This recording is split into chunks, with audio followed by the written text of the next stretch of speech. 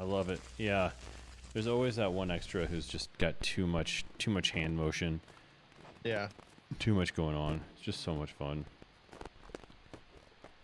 But the Dunkirk one is a classic.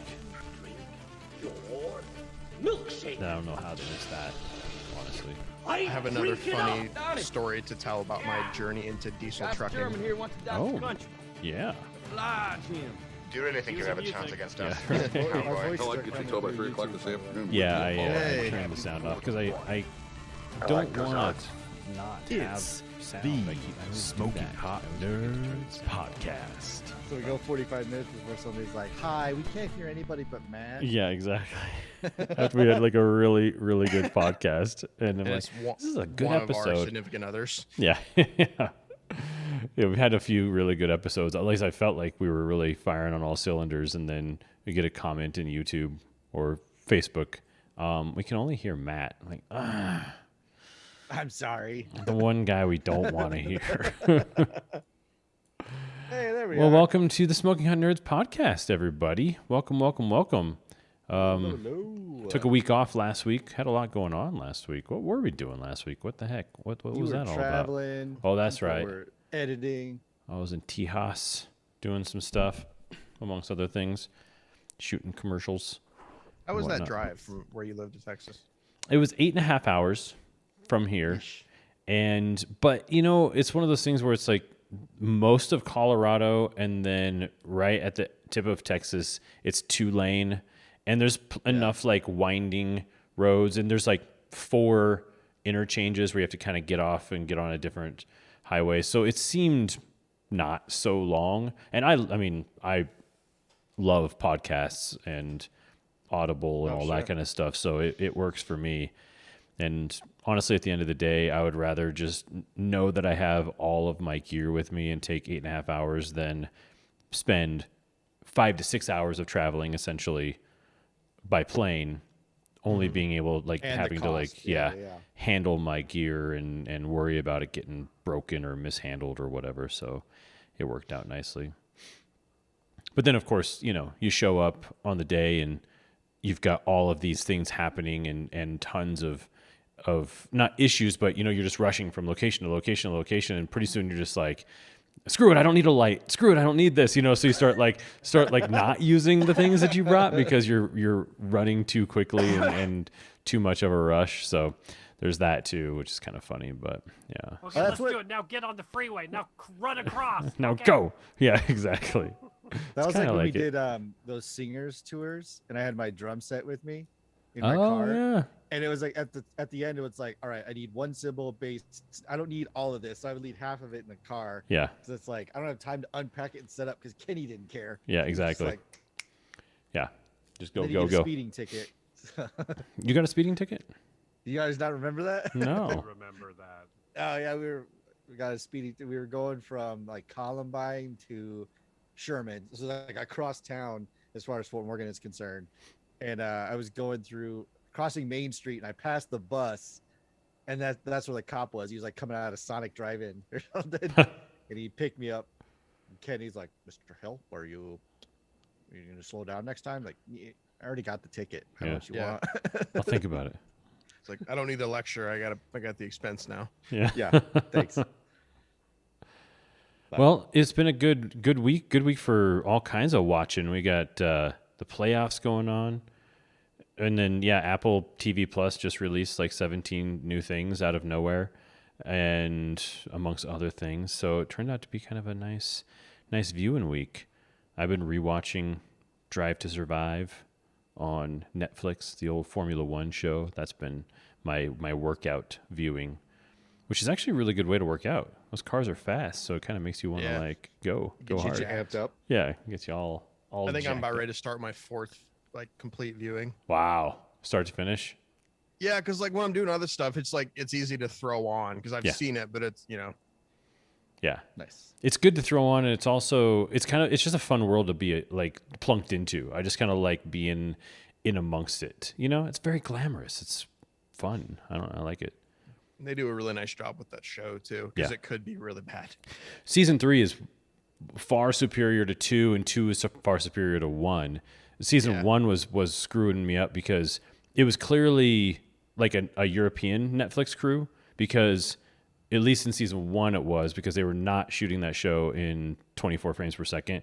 They were shooting it in like 50 probably. So when I was watching it on my TV, I was like, I thought my TV settings were wonky because it just looked that sort of like ultra realistic thing going on. Like a little too fast forward. yeah, it's just that hyper realistic like thing. So, but then second season looks like a normal movie / TV show, and Netflix is actually using in one of their cameras that's following around with them is the camera I have. So that makes the guy feel good. Yeah, kind of fun. F1 is owned by an American company now, and they're trying to make a big push into America. So, Well, in full success, because Brian and I just bought tickets to Austin. yeah, Austin Formula One. nice. Yeah. So everybody's invited. We just got general admission. End of October. So it's like October 22nd to the 24th. Yeah. Let me check my. Oh wait, that's the one. Oh yeah, that's a no-go. Yeah. It's a no-go End of for Eric. October. What is going on? What could be happening in a End of- costume shop during that time? I don't know. No idea. Especially on the year when everyone wants to get sloppy and back to normal. Yeah. Yeah, just set up a cot. You're sleeping in the office. Yeah. I don't know. You're going to fly through those slutty State Puft Marshmallow Man costumes. I'll tell you what. It'd be the most popular thing. Stay puft. I was gonna have something for that, and nothing came to my brain. You gotta wake up. You all right? Yeah, You- it's my normal. Drink that beer. I know. Drink that beer, bitch. Drink that beer, stupid. Where's your zingers? don't be a little bitch. Just drink the beer. Now, Nico, I know you're going to be a dad at that point, Come on, but you're Christopher obviously Walken, more than back one. off. Yeah. All right, Well, I think we Walken. got. All right, Barley. What do we have? I think that's right around like vaccination time type stuff. So there's some stuff we got to be home for. You're already planning What are you vaccinations. on? You're like T minus what? A couple weeks? Yeah. Where you at? Oh, it's June, isn't it? Less Jeez. than a month. Less than a month, and you're going to have a baby? Wow. Yeah. Wow. That's crazy, right? Yeah. It's nuts. How are you feeling? You don't have to be honest. You Fine. don't have to think about it. No, you guys know Fred. Fred gave me the greatest advice about being a new parent, and his advice was, you can plan all day long. Just throw it away. Like, don't stress out in all the planning, because as soon as stuff starts to go, they're gonna dictate the schedule. So if you're like, oh, we're gonna do this and this and this, and you do all the research on it and blah blah blah, like, at some point it's be like, nope, I'm not doing that. Mhm. Okay, so Nope. This is when I'm- baby's awake. This is when baby sleeps. yeah, so Here we are. I'm not nervous. I'm old, so I've had the Yeah. time to mentally prepare for what this is gonna mean. It's not like all of a sudden like, surprise, we're having a baby. Like, oh, And you're not a kid raising a kid either. You're yeah, a mostly, well, don't look at the background, folks, but you're not a kid raising a kid. You're ready to be a parent. is But what- you like, that's what I'm getting at. That's what I'm saying. You Exactly. mature. but you enough. like have your shit together at least, Yeah. Yeah, well, I like that's how it comes off, I guess. Yeah. as much as any as much as any adult human can. Yeah. Yeah. That background says you have it together. I don't know if my background does, because it shouldn't. Yeah. No, I don't know if giant Funkos or giant Iron Men. I don't know which one says parent more. So, Chunk doing his. But let me ask Chunkanka. you this, Nick. Like, how nervous are you going to be the first time you have a walking toddler and they go into this room that you're in right now? Exactly. I mean, we've got a gate that is being installed up here. I think you need I'm higher getting a shelves. deadbolt. Yeah. I don't think it's going to be too bad. We'll see. It'll be like the scene from Mother when they There's like a Right. I got, Right. Glue like, your a Legos changing table together. here, and I've got a little like swing over there. So I'll be Maybe you able could to- just hire Javier Bardem to sit up there, and whenever the kid comes in, just go, "Do not touch that, my darling." And he's just sweating like crazy. And can you tell your father to turn on the AC? yeah.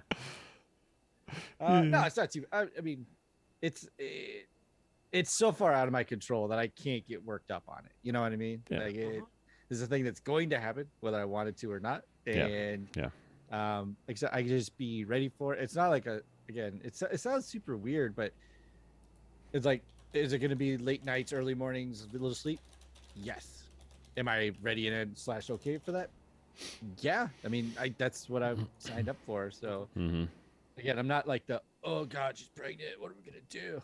I'm already kind of mentally prepared for knowing that I'm not going to know anything. So Yeah. just have the goal of not to raise a sociopath and hope that he's interested in the same stuff I am. But if he's not, that's fine too. That's fine. You can bury yourself in your toys. He doesn't see you get later. them. Yeah. I hate Legos, Dad. Fine. Yeah. Sweet. Cool. So tell me about your father. Well, if he cared about me as much as he cared about his Lego. Right. That's going to be the new generation. Like, yeah 20 right? years from now, that's what the kids are going to be like. Instead of the dad loving his muscle car or whatever it was years ago. It's Indiana Jones in the Last Crusade moment. Where it's like, you cared more about people who've been dead for 300 years than your own son. Except it's going to be the Ghostbuster Lego car. Yeah. The second release of the Ectomobile. Yeah. Right. It's crazy, But, though. like, it's going to be easy to buy you Father's Day presents for the kid, though. Yeah. Yeah.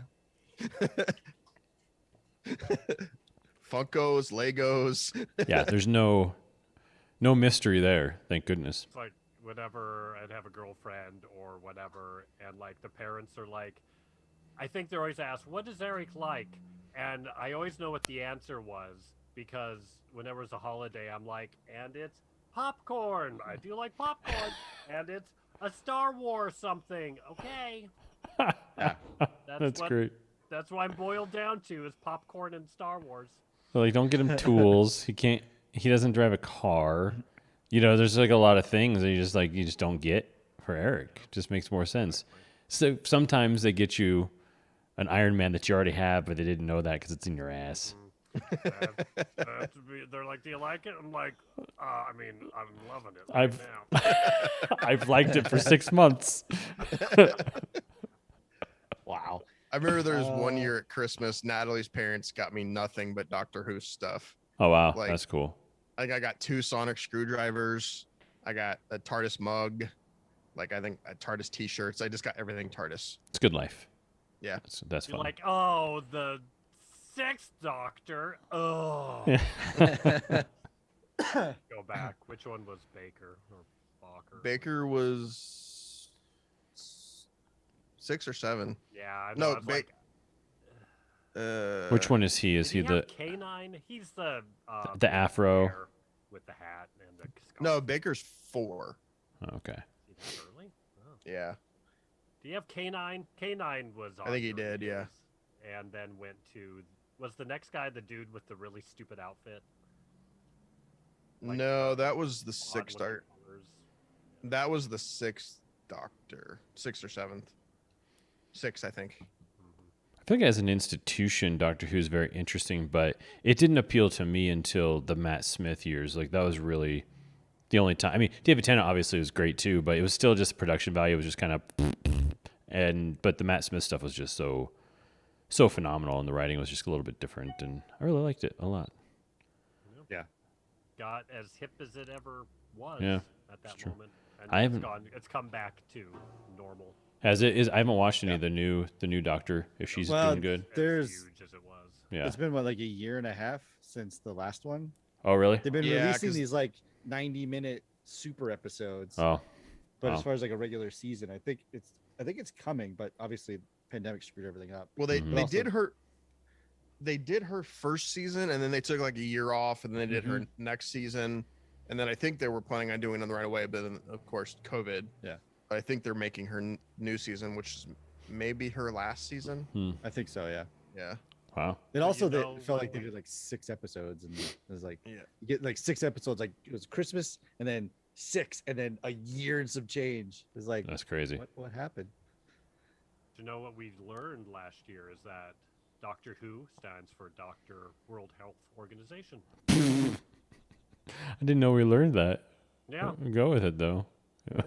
Sounds about right. it's Yeah. canon. Yeah. That's what Moffat said. Moffat knows best. Yeah. Everyone rags on That's Moffat. my new favorite but show I've been watching is Moffat Knows Best. Yeah. And he just sits and tells you how great his writing is, and you go, Yeah. Oh man! guy. Speaking of shows we always talk about, so what was I? Who was I? Oh, see, now I'm gonna totally blank on. Oh, I was listening to the Smartless podcast. It's Jason Bateman, Will Arnett, and Sean Hayes do a What's that one called podcast. again? What's that? Martless? Smartless. I was going to look it up one day, and then I got too lazy to even type in those words. Too lazy to Names text me and to ask me. Or that. I was too lazy to do any direction. And the It's time wonderful. passed. Well, they had Mitch Hurwitz on the show, and who, of course, most famously, just a guy with tiny, doesn't matter. So yeah, the Mitch Hurwitz created Arrested Development, and of course, Will and Jason were in that, and but Mitch Hurwitz, he got his basically like his start for the most part writing on Golden Girls.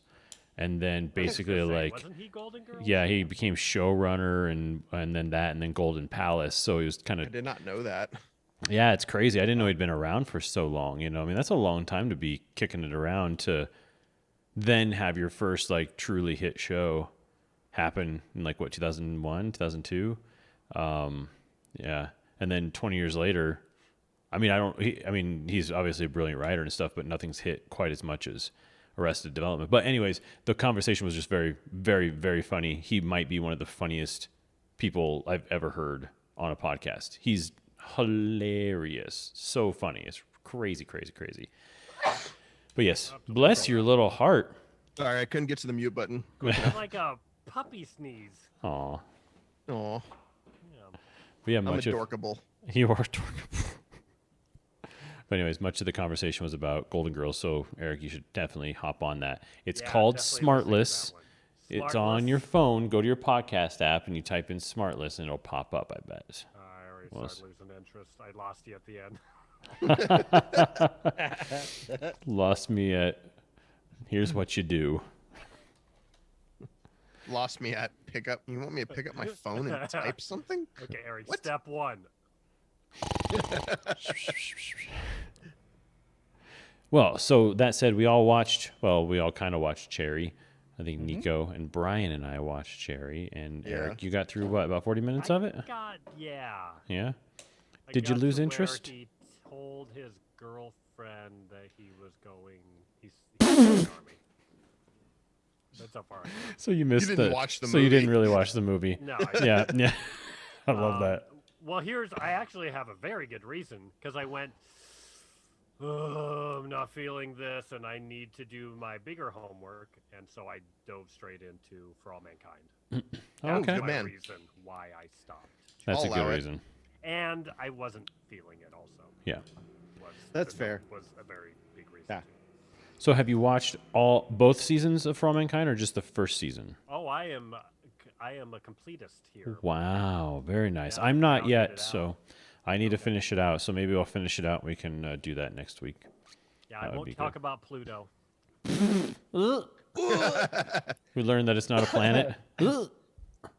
In that revisionist history, it Right. still counts as a planet. And now it's a super. That's a super Earth. Yeah. Right. They found out it was habitable. I'm going to hop on to IMDb so I got our facts straight. But so the first surprise about Cherry was that it was directed by the Russo brothers.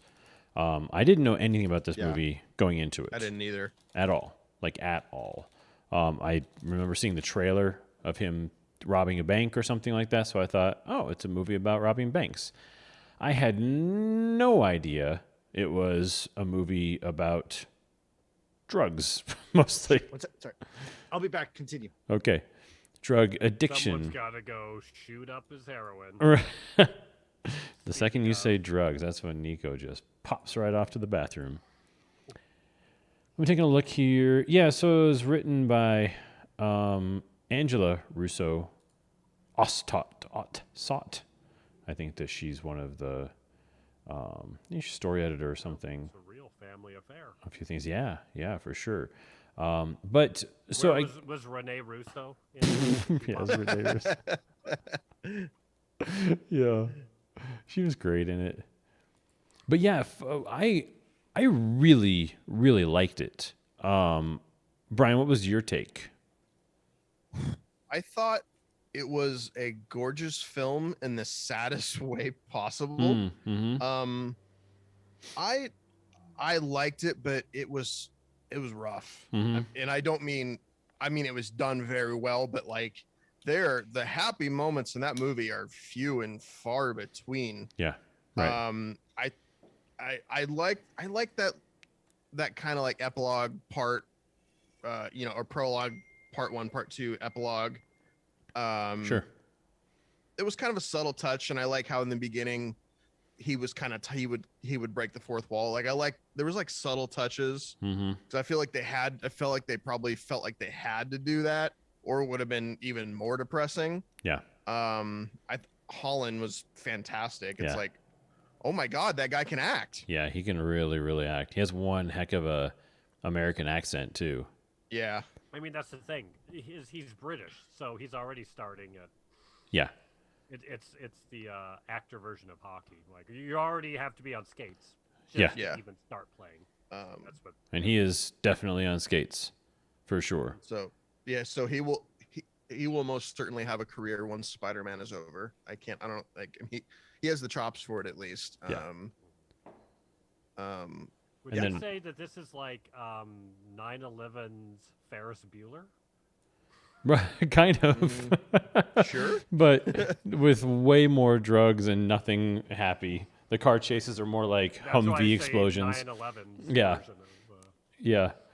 Because it's not and what's interesting is it's not a part of the thing. You don't, 9/11 isn't like plunked in there, but you get that Iraq war feel, to it. I mean, this is 20 years ago, and it's a fascinating thing to think like that's when, I don't know if that's when really the movie took place, but just to think of when it all kind of started, 20 years ago.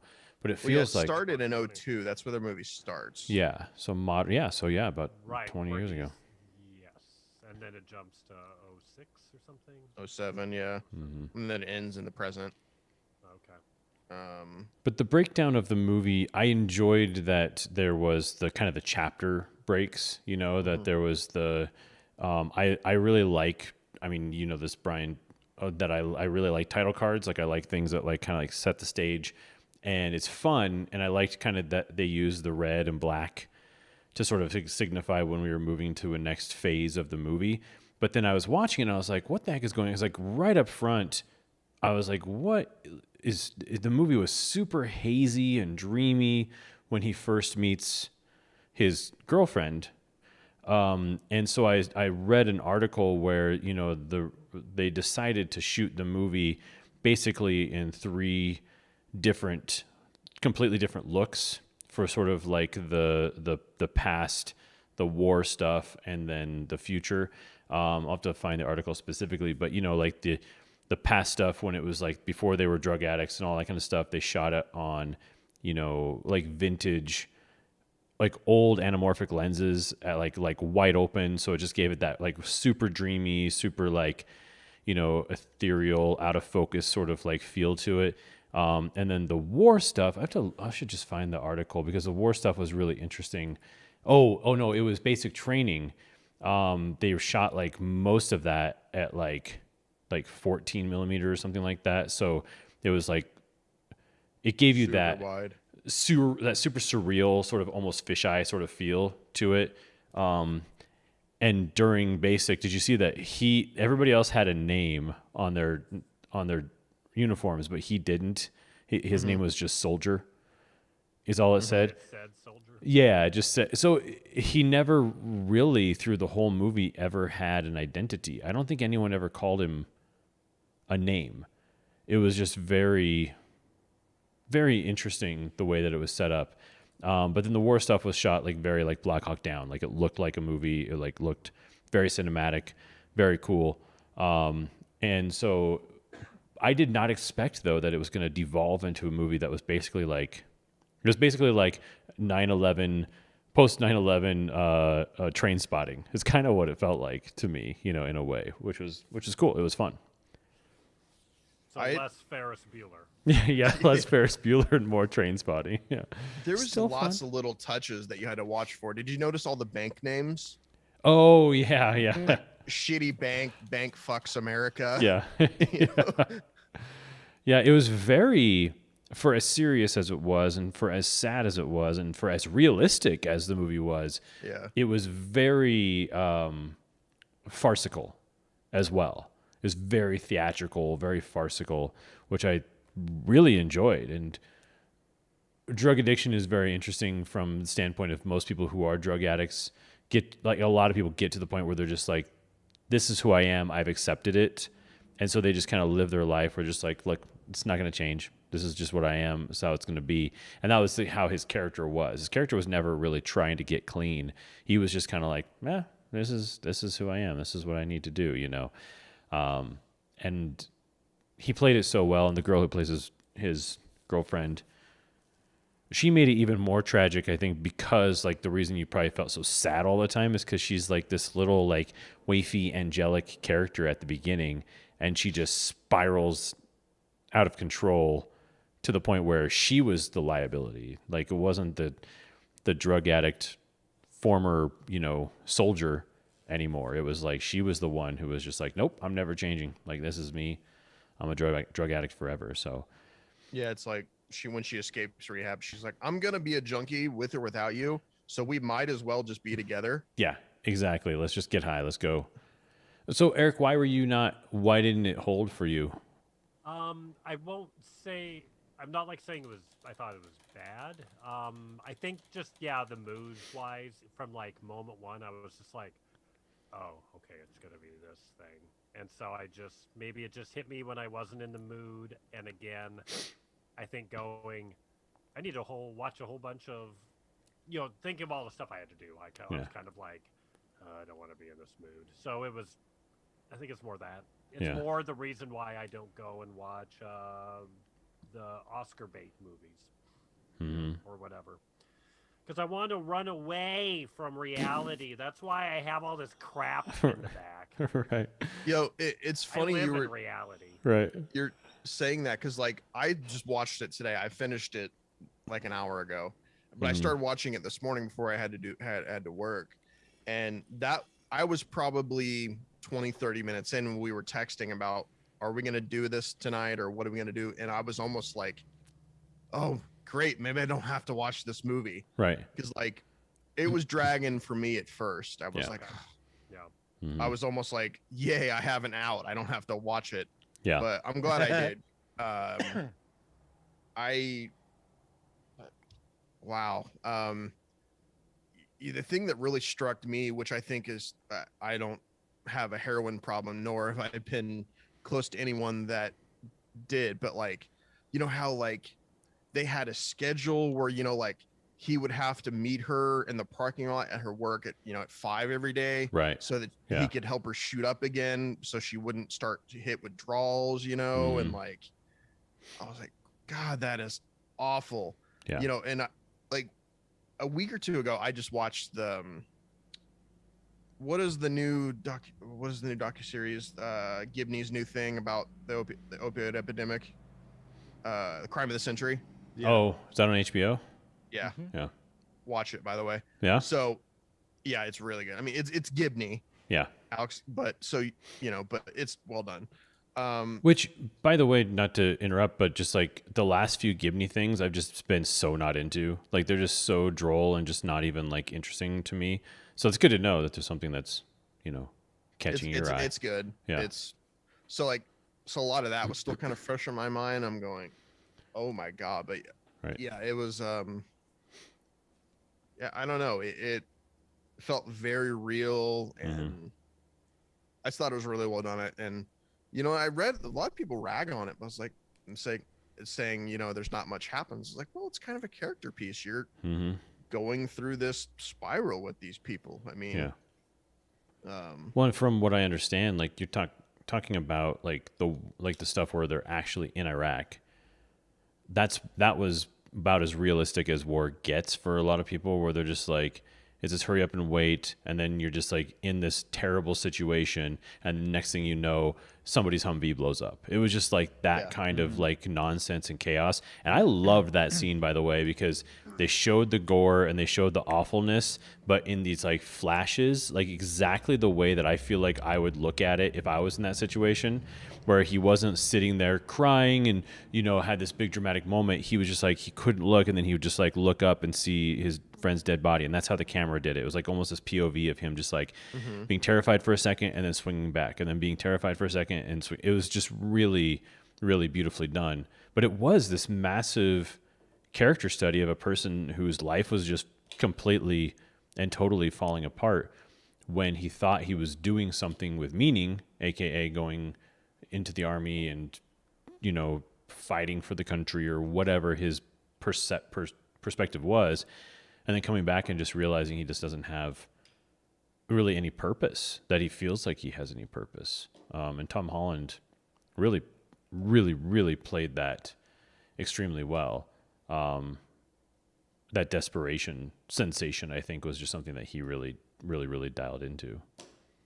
I think one of my favorite things about it is something they did really early, because as I'm watching this, you know, like before she becomes an addict too, you know, I was like, man, like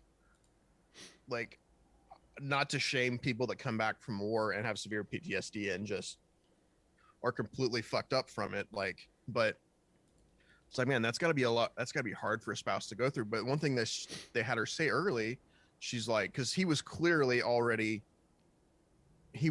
kind of damaged goods before he went to Iraq in a way. Yeah. And she goes, oh, I have a thing for weak guys. And so like, I feel like the relationship was also like a drug addiction as well. Like they clearly enabled each other, you know? But it was like, aside from the drug addiction, like, especially once they're both addicts, like they were clearly still in love, you know? And I just thought the character dynamics in the relationship was all done so well. Yeah. And their arcs were really there. No, I agree. It was definitely, Eric, if you feel like you're in the mood at some point in time, it's definitely worth, I think it's worth a look.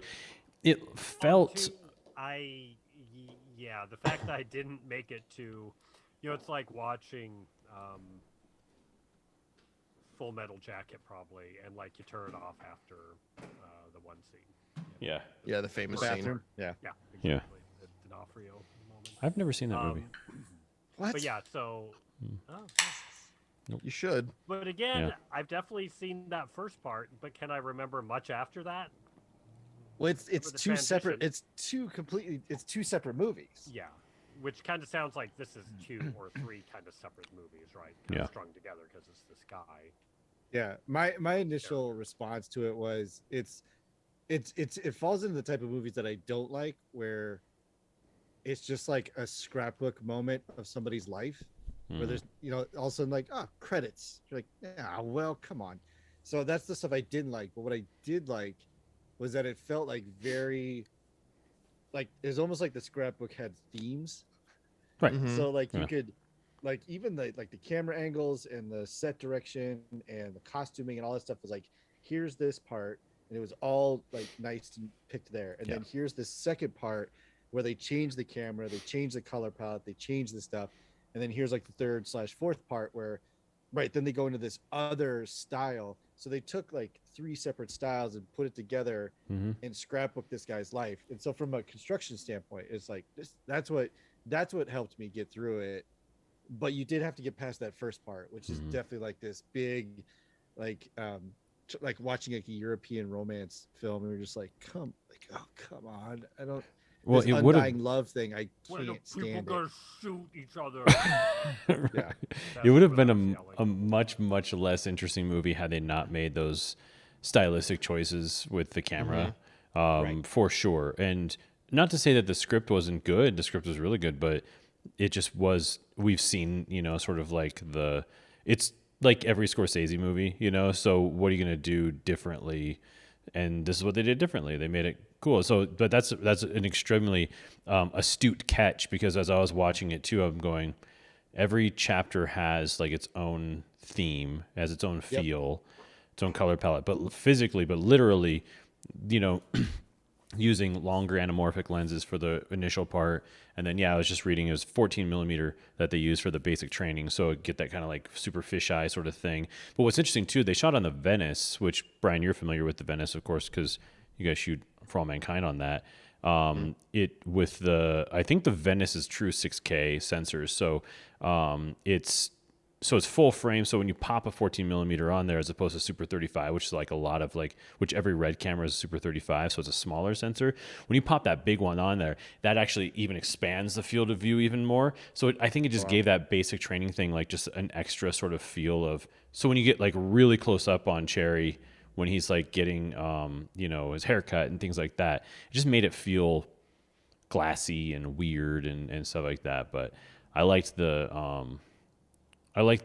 look of like the post-war stuff when they're in the, I feel like the only lighting was just like ambient lighting from the barely cracked windows or like a TV. Like that seemed like the only bit of lighting you got, out of it.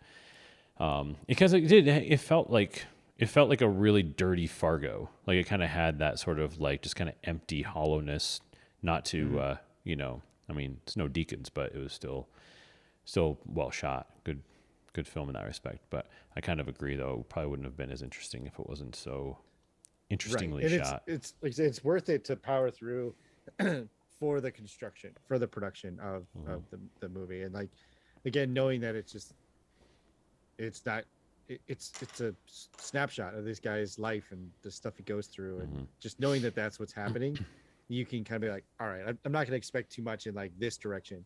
But just watching the development and stylistic choices is worth it. It's super good.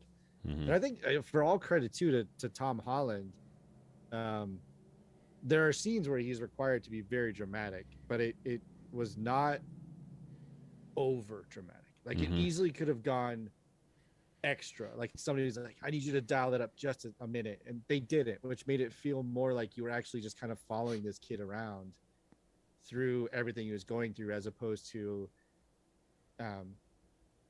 being like, all right, so now what happened is you've just relapsed and she's OD'd, and now you walk in and action, and you come in and like snot coming out of your nose. Like it wasn't anything like that. It was. He wasn't over the top at all. Like, yeah. The hard part to remember is that like when filming this stuff, at some point the director said cut, and they went to a trailer and had like a sandwich, and then came back, and you're like, man, for it to feel so natural throughout the whole thing like that, without feeling like there was ever like a break in there for that kind of stuff, is super impressive. It was really good. Tom Holland was like, no pickle though. Put a goddamn pickle, I will shoot myself up. That'd make me too happy. I wonder, like, if I feel like a role like this, I feel like you would almost have to stay in it in some form. I would think. I don't know, but I don't know how he acts, but that's the thing about British actors, is they almost have this like supernatural ability to not. They don't have to. Like they're just good at just becoming the person, and then they all cut and they're like they're just weird. They're just different. They all have this craft school they go to. It's a magical wizard school of acting that they go to. Yeah, the Hogwarts of acting. But yeah. Also, I don't know if it's. Well, he's too young. He couldn't have. I feel like a lot of British actors that you see become something, it's like they've done stage forever. So they have. He was Billy Elliot, I think. Okay. Yeah, he did a lot of stage. Yeah, a lot of stage. Okay, well there you go. So Yeah. Proves my point. Is they've done stage. They worked a lot, where American actors kind of come out of the blue a little bit. And there was a certain point in time where the last 4 or 5 years or whatever, somewhere in there, like I just made the decision, like I just like consciously was just like, you're not an actor, like you're just not. And one of the reasons is that I'm just not willing to go anywhere near where those guys go, like emotionally, physically, to like do the things that they do to get to where they go. And I think the older I get, the more I admire actors and their ability to do the things that they do, and the trauma that they put themselves through emotionally, I guess, to encompass these characters and do these crazy things. It's really kind of amazing. I mean, at some point, I wouldn't mind being like 65-year-old male actor guy. Yeah. Those roles always seem so easy. I hate to say it that way, but Oh, for sure. like it's like when you don't have to pull from it. Like, okay, so we need you to be a little bit cranky. You're tired of all the younger kids and their dumb crap, and go. Like, got it. Yeah. Over That's there? me. You want me to stand over there? Got it. Okay. Which way do I look? That way. Done. Here we go. It's me Fire it up. now. Yeah. Where are the Let's kids go. that I'm yelling at? Where's my eye line? Yeah. Or Mr. One take. Freeman, you're gonna be every character you've played for the last. We want you to be that same character, Right. kind of God-ishy wishy, Yeah. and go. Oh wait, here's your white suit. Here you go. Okay. Well, like Denzel is, arguably one of the greatest, top 5 or whatever of all time. But one of the reasons why he is who he is, like in movies like The Equalizer and things like that, is because he is that terrifying. Like in like real life, he's that intimidating and that terrifying. He just is that, so he kind of has the sort of the built-in stuff to just intimidate the hell out of you. And so it kind of works, Some people have to be gregarious and have to like turn it on and get crazy. But some people just kind of have this like thing that's already inside of them that just make them that thing. Like Sam Jackson just has the swagger. He just has the thing. Jules is in him. There's just it wasn't something that he had to find within himself. It's like the least amount of acting he's ever done, probably. Didn't need to meditate somewhere for Yeah. a weekend and Talk about Denzel. Now I gotta go watch Training Day. Oh, yeah. It's a good one. Been a long time. what did we just watch with him? It was the one with Chris Pine, like the one about the runaway train train. one. Yeah. That I one. watched that one last My year. issue with Denzel Washington is that Runaway. for me, he falls That's into an old the, movie. Unstoppable. There it is. Unstoppable. okay. Yeah. He falls into the character, or for me, where it's like when he's in a movie, I can't see that it's not Denzel Washington. Well, that's fine. Mainly because you're right. Like I'd imagine just walking up to him on the street, it wouldn't be like Daniel Day-Lewis, where you're expecting Bill the Butcher, and then you get the hi, I'm Daniel Day-Lewis. Right. Like it's a total character actor. I would Yeah. imagine you walk up to Denzel Washington, it's kind of like, oh shit, sorry. That's literally. I am sorry. I'm sorry. I saw him one time, and it was exactly that. Yeah. It was a restaurant that I was like running the door for in Venice, and yeah, this one of our regular guys. This I don't even know what he does. I don't know how he's like, but he's really good friends with Denzel, and he came in, and this is a restaurant that was just like it was. Every night was just bananas. Like it was just the hottest spot for like a hot second because it was like a pop-up restaurant. So it was like a restaurant within a restaurant. It was just kind of crazy. Anyways, he walks in, he's like, "Kid, do you think we can get a table?" And I didn't know who he was with, and I was like, "Yeah." I'm like it's like I was gonna put him to the front of the list. It was like a 2-hour long wait, and I was just like, "Yeah, I'll get you like 15 minutes." And he goes, "I don't know if we can wait that long." And I turn around, and standing against the wall in like a full tracksuit and a hat and a hoodie over the hat with his hands in his pockets is freaking Denzel. And I just like, and it was literally that. It was just like, oh, geez, okay. Yeah, I mean, like, I can't do it faster than 15, but we'll try, Throw somebody out. Yeah. Are you done? You start taking. Yeah. But they did leave because he just can't, like, he can't be in public and Yeah. stand around and have people see him. Like, it's just not a thing that Denzel Washington can have, which is crazy to be that. Yeah. But in Unstoppable, he does such a good. I can get past the it's Denzel Washington. Like he is the character that he's playing. But I for felt me, that that's way a about hard one. Flight, though, too. I thought in Flight, he really kind of transcended, like, Absolutely. his thing. Because he Yeah, played it's a very great movie. vulnerable, which is not a thing that he normally does. Did you like that, Brian, you said? Yeah, Flight. I love that movie. Yeah. It was solid. Much better than the Tom Hanks one that came out. Sully. Yeah. Yeah. I I can't. thought Sully was. Sometimes I okay. can't with Tom Hanks, though. Sometimes just like the mustache and the hair is not helping. Like, Well, I like the thing I liked about Sully before we strayed too far off of Cherry. The thing I liked about Sully was that they didn't. The story wasn't about the event. The story is about the 3 hours after the event. right. What which he's dealing determined with. the rest of that guy's life. Yeah. Like that's why it was interesting because you could have just done the flight and the accident and whatever, and then the credits roll as soon as the boats show up to take people off And the a wings. picture of all of them, and then the blah blah went on to Right. It's the fact that they shifted get it a and said GED. like this happened.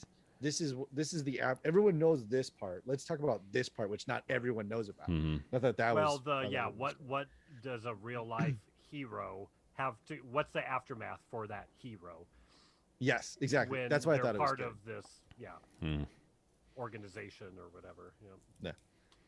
I get just a little bored with Clint Eastwood's thing. Like his movies are just so quiet and they're just so blah sometimes. Like even American Sniper, you're just like, blah, please, something happen. Or like American Snoozer. Yes, exactly. I don't know with him. I don't know if it's like a It's if all right. he's just trying to draw like ambient pacing out of slowness. Yeah. But he's also old and doesn't care anymore. old. Like in the way that, where he's just like, I'm gonna make my movie how I want I to. wonder if he's sitting in the editing room with the editor, and the editor's like, "So what do you think? Do we just let this play out?" And he's like, and he just keeps conking out, and so the editor's like, "Okay, I guess we're gonna play all these scenes long." Okay. That's why the takes are so long, because he actually falls asleep. Falls asleep, Yeah. and the editor doesn't know he needed to chop it. Yeah, that sounds about right. Well, anyway, what did Cherry get in your rating system, Nico? I'll guess 3 out of 5. I think I gave it a 4. Oh, I nice. would nominate for a technical award for like production, sound design, set direction, that kind of thing. But then also, I thought Tom Holland at least needed a nod for his performance, because especially when you're known as like Spider-Man, and then to deliver a dramatic performance that feels nothing like Spider-Man for that long. Yeah, I thought he did a fantastic job. Probably Did a Kids' Choice Award He gets At the slammed very in the least, Nickelodeon blimp. Nickelodeon award. for your portrayal as a PTSD soldier and heroin addict.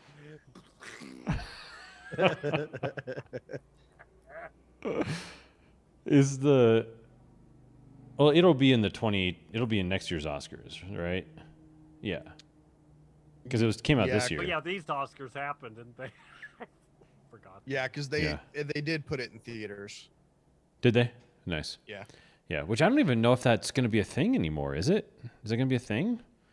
To qualify, I Didn't they don't know. Yeah. already set a precedent? Yeah, I don't know. Or has it still always been just I don't know. theater release? Well, one of the annoying things about They're gonna streaming have right to now, though, figure it too, is Did Roma ever play in the theater? Was that the first one where they? I think it or went maybe right that to was just- Netflix. Yeah, I Yeah. think so. So they Oh, yeah. done that. What's the new movie with Christoph Waltz that just came out? The Last Waltz, The Last Waltz. starring sure. Michael Jordache. Yeah, and old Barley. But they got a he's wearing like an eye patch. But anyways, the reason you probably don't know about it is because it's only on the Paramount app, and it's just like, why? Like, why are you doing that to us? Like, And you can check it out on Skleebles. yeah, Like, what the hell? Where do I get Skleebles? How much is that a month? Yeah, that's where we're at. well, you get a We're free going month, back to cable. right? Yeah, And yes. It's like I'm tearing my hair out, and it's like, how long till we just go back to freaking cable? And Yeah. all the people that thought they'd save money go, oh wait, I'm spending just as much. Let's just have cable, Yes. Yeah. Yes. where everything already existed, almost everything. Because it's Just add 70 Netflix to cable. to $80 a month for your internet connection, and then 4 or 5 apps, you're at 50 to $70 right there. So yeah, you're at $150, and that's what cable is, and then you add a Squeeble subscription onto that, and then you're really hosed. I did I did a free month on Showtime the other day because I wanted to watch this documentary about the Comedy Store in LA, which was freaking garbage, by the way. I watched the first 10 minutes and I was like, no, thank you. And so but the thing is, now I got to remember to hop back in. Warm-up guy. You didn't wait. Yeah, I did not. Tick, tick, tick, tick, tick. I think we're done with Cherry. So the thing Yeah, is, bye, Cherry. Bye, Cherry. It was directed by some guy who says he's a director who's really not. Like he's directed Was it like Pauly Shore? 2 things. No, but Pauly Shore's in it apparently, because his mama was the owner. Yeah, but Why he existed. I don't know if it was whose fault it was, but there was this. It was constant music the entire time, like through the interviews, through the B-roll, through them like going hate up that. into the office. Silent film music. Almost, it basically was. It was like it was like white person jazz, and it was constant. And the mix was so bad. It was so loud that I just couldn't. I was getting anxiety watching this show because the music was so driving and thumping, like that comedy jazz sort of like sound, like Looney Tunes music over the entire thing. I know. I wish I could pull some up. I need to show you guys. It's ludicrous. So I've got Showtime. I can watch it. yeah, I was pretty bummed out because it was like I mean they interview everybody, like everyone who's ever been a famous comedian goes through the Comedy Store, and Well, especially the history back 90s, to- 2000s, Right. way back. Letterman, Leno, and yeah, Pryor, I'm sure. and, yeah, all these people. lived that. Absolutely. And Gary Shandling, was like a huge person there. It was just a huge spot. So yeah, it was awful. I hated it. So that was my 10 minutes. I was like, no, thank you. But it's a learning experience too, though, because as a person who makes a thing, it's also good to know. watch stuff you don't like. Yeah, it's good to know what really sucks. That's a fair point. This really sucks. But it was like, if you saw, because the guy who's the director of it he does that thing that annoys the shit out of me, that he's the main character in the story basically. So it starts with his narration and him at the store walking around. Oh, I remember this guy and that guy, and standing in the background watching some comedian and laughing. So he made himself the main character of this thing. And then he goes into Mitzi's office, who's the owner, Mitzi Shore, with, I don't even remember who he was with like someone famous-ish. I don't know who it was. Let's just say it's Norm Macdonald or whatever. And they go into the office and they're like going through a desk and like looking at all these old pictures. And it was just like, oh, so this is a movie about you at the Comedy Store. And he's in the interviews too. So he has a camera on him for the And they cut to him? interviews. Yeah, and they cut to him Oh God. in the interviews. So it's just so bad. But if you just imagine a white, late middle-aged wannabe director, you've just pictured him perfectly. Like the, horn-rimmed glasses, white hair that's a little bit too nice. No, I don't have glasses and my hair's cut off. And I'm early middle age. Let's go. Yeah. Does it look like that? It looks exactly like that. Good job. Did he talk like that? Yeah. Almost worse. What is your frequency now of starting something and then just like cutting it after 15 minutes? Overall? I'm real high on Yeah. that one. I'm like, goodbye. I don't even know if I make it 15 minutes. I got pretty far with Cherry. With like line number 1 that he says, I was like, I'm not feeling this. So I got pretty far. You got to one line of dialogue. Well done. The first line where he's like kind of poetic, but being like, "Oh, this sucks. Life sucks." And I was like, I don't know if I'm gonna make Cherry is definitely a mood movie. Like Yeah. you have to be in the right mood mindset. You can't just pop it on and be like, "This will be fun," because it it. won't. Movie. And I don't think it's a movie you rewatch. Like you watch it and then you're done. It's not like I want to rewatch that movie again. I was like, no, I don't want to be that sad again. Yeah, locked in. I'm good. Like, Thanks, though. you can't put it on in the background like Schindler's List. Yeah. Right. We were coming home from Vegas on Monday and I did that the whole, like after a few minutes, I'm like, nope, can't do it. Because we were like, sometimes if we're going on a trip, we'll listen to a podcast or a book or something. We'll pick one we haven't listened to and start it. And we started listening to this podcast. Should I say what the name of the podcast is? Yeah. It's called Morbid. Of course, it's a true crime podcast. Yes. But it's these, we were looking for something, and like the case sounded interesting. So like, okay, yeah, let's listen to it.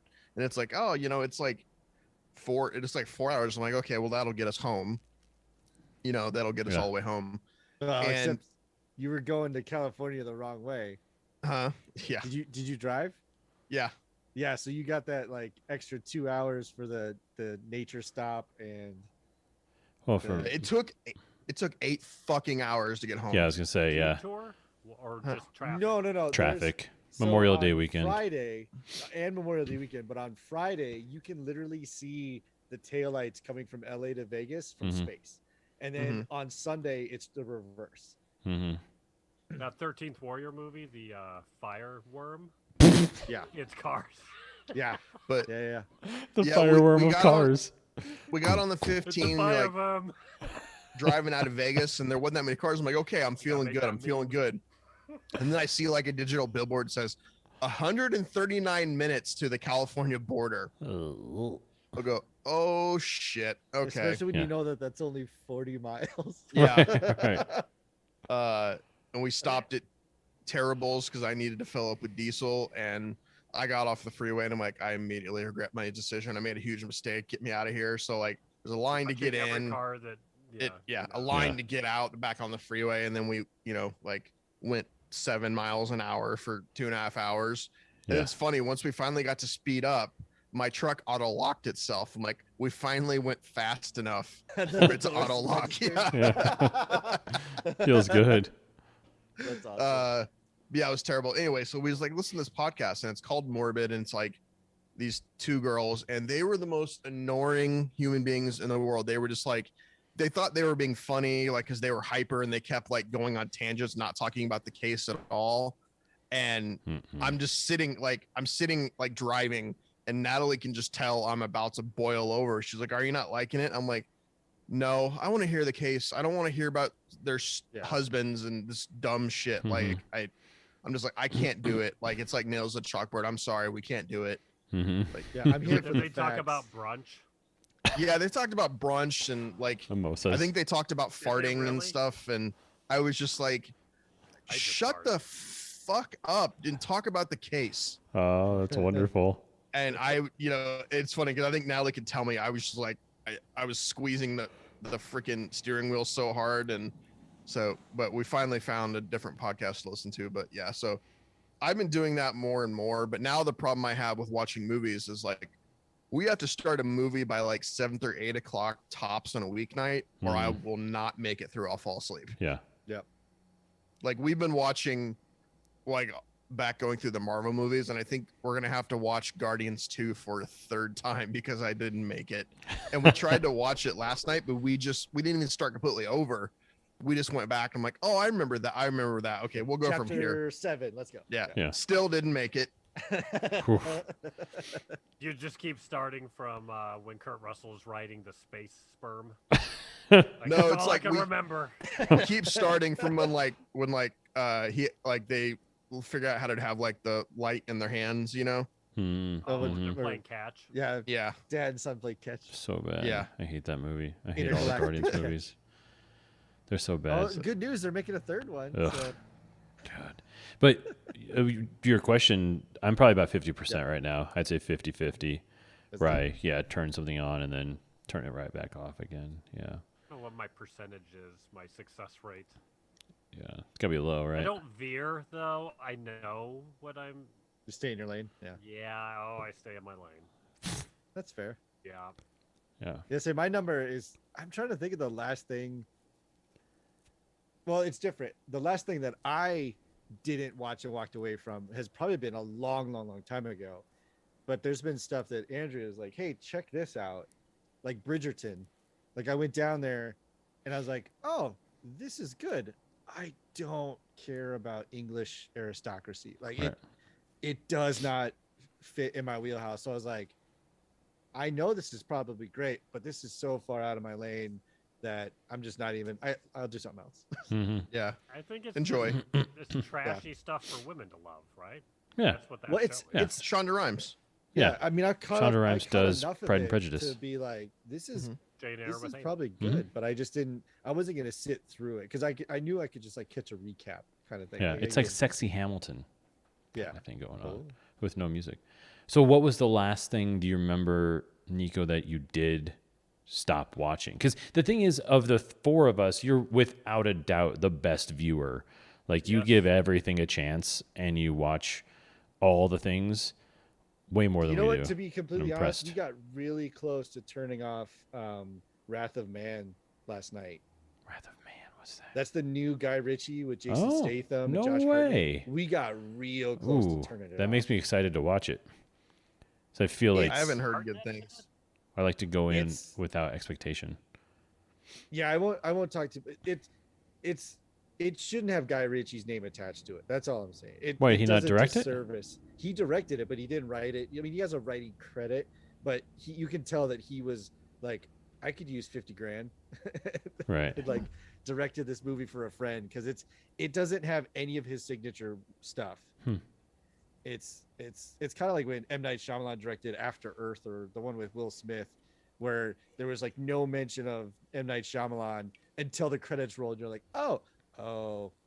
that's probably a good thing. Well, that's the studio going, make this, but we're not going to promote you because no one likes you right Yeah, and Guy Ritchie should have done that. Like, he should have just done this, but not been attached to the promotion. 'Cause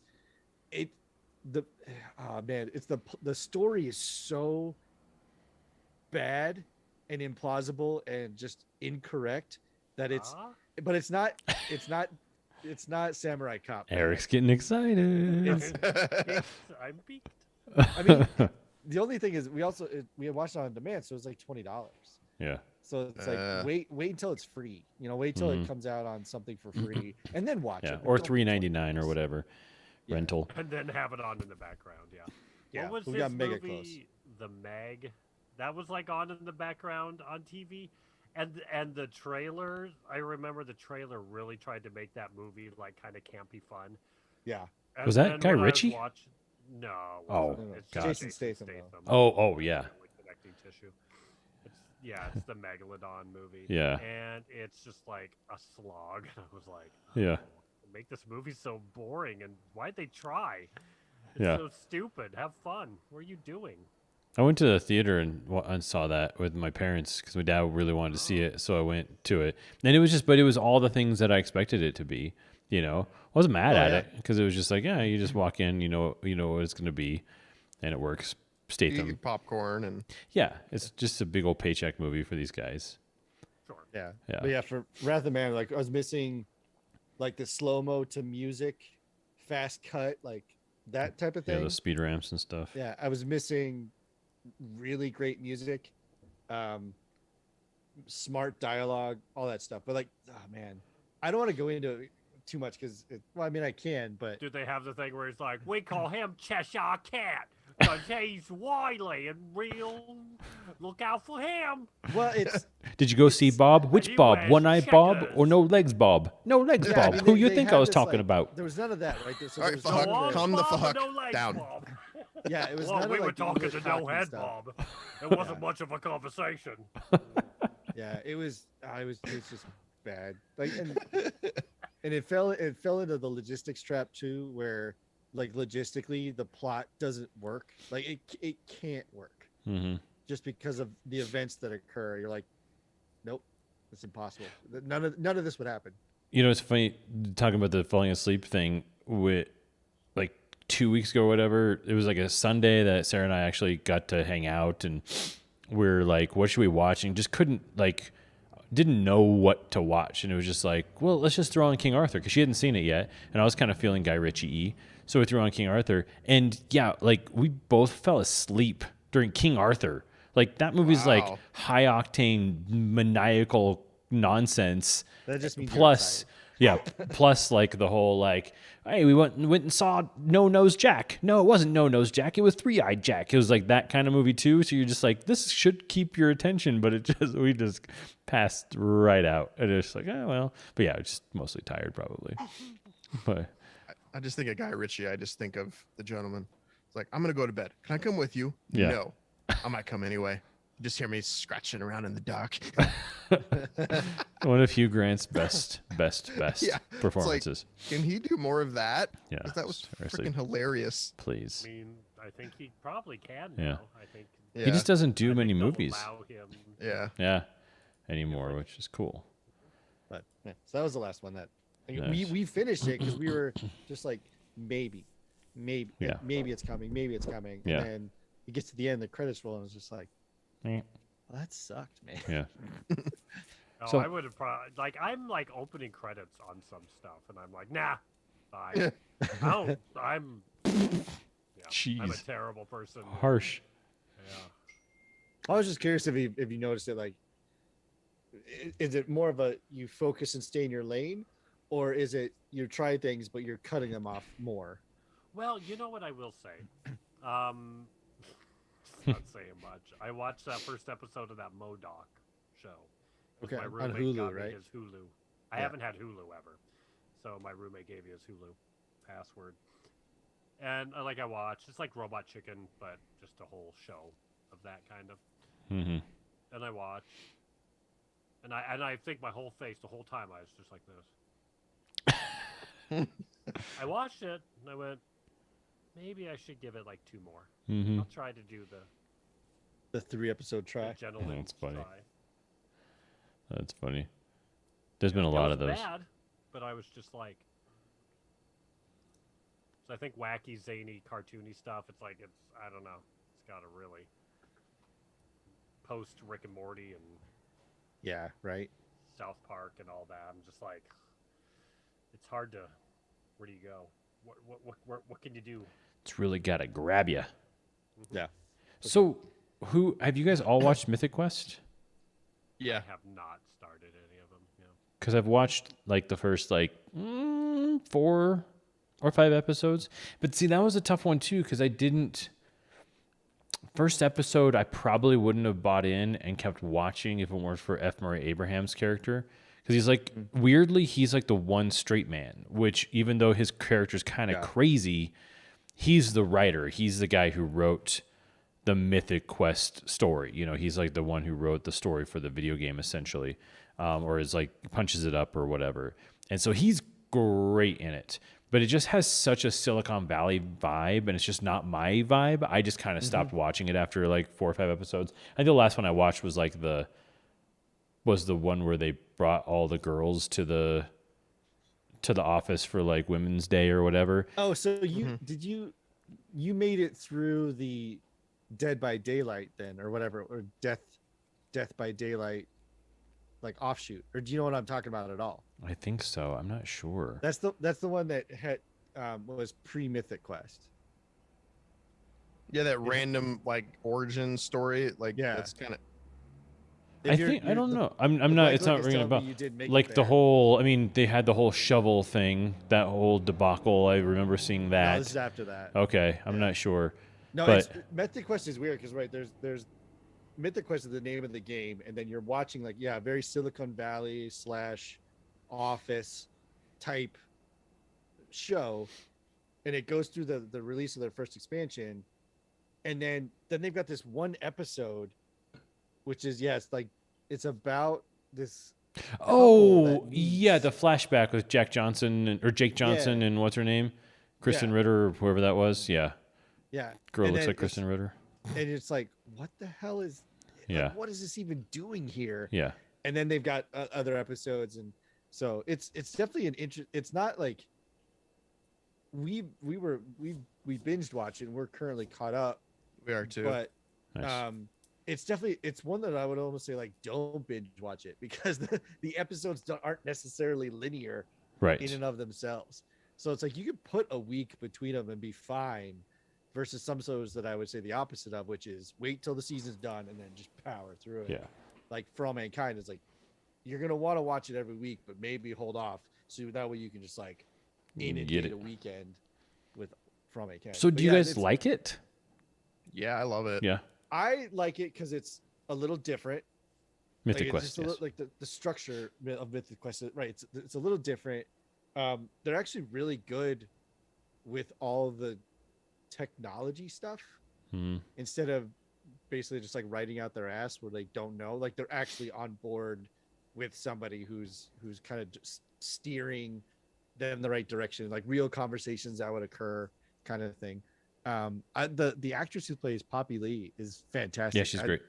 Yeah, and that's what's holding me. Like the Rob McElhenney part as like the savant creative director is like, man, that's fine, but her character Poppy Lee is what gets me. And then it's weird too, because then they'll have, like, at the end of season 1 they did 2 pandemic episodes, and like there's the one where like there's a lot of heart, like there's a lot of heart in this episode, and you're just like, where did this come? Because like 2 episodes prior they were, you know, talking about dick size for characters, and you're like, what the hell? So it's like, to go from that to like this really emotional dramatic episode, it's like, well, and that's why I like it, because it's every week it's just like, I'm not sure what's gonna happen. It's really the most recent episode is, you know, like the bottle episode. It's like all the characters, one set, and it's like just the situation happening, and it gets like pretty dark in the ending. Yeah. I was like, harsh, bro. yeah. So yeah, I feel like the show has a fair amount of heart, and they're good at picking and choosing when to inject that. Yeah, and then when just do an episode where they're talking about dick sizes and it's just ridiculous. I laughed my ass off at it. Like, yeah, absolutely. Like Joe, like the like the girl that's like keeps going around being different people's assistants. Like, she's freaking hilarious. Or the one who tweeted, you should probably just kill yourself or something like that. Like early on. Yeah, she's great. She has some really funny scenes. Like, it's pretty hilarious. Like, yeah, her character is like the Mayim Bialik character in Big Bang Theory. We're like, oh, we'll put her in for a couple, we'll see how it goes, and now she's like, she has to be there or the episode's incomplete. Kind of. The thing I love, the Poppy Lee thing is funny. Like, there's a really funny episode where like everyone, with spoilers, but I won't tell you the whole thing, but it's like, you know, Ian is like this like super insecure but acts like he's super secure in who he is, and it's like, and then everyone basically in the office is having sex dreams about him, and then he's having sex dreams about himself, fucking himself.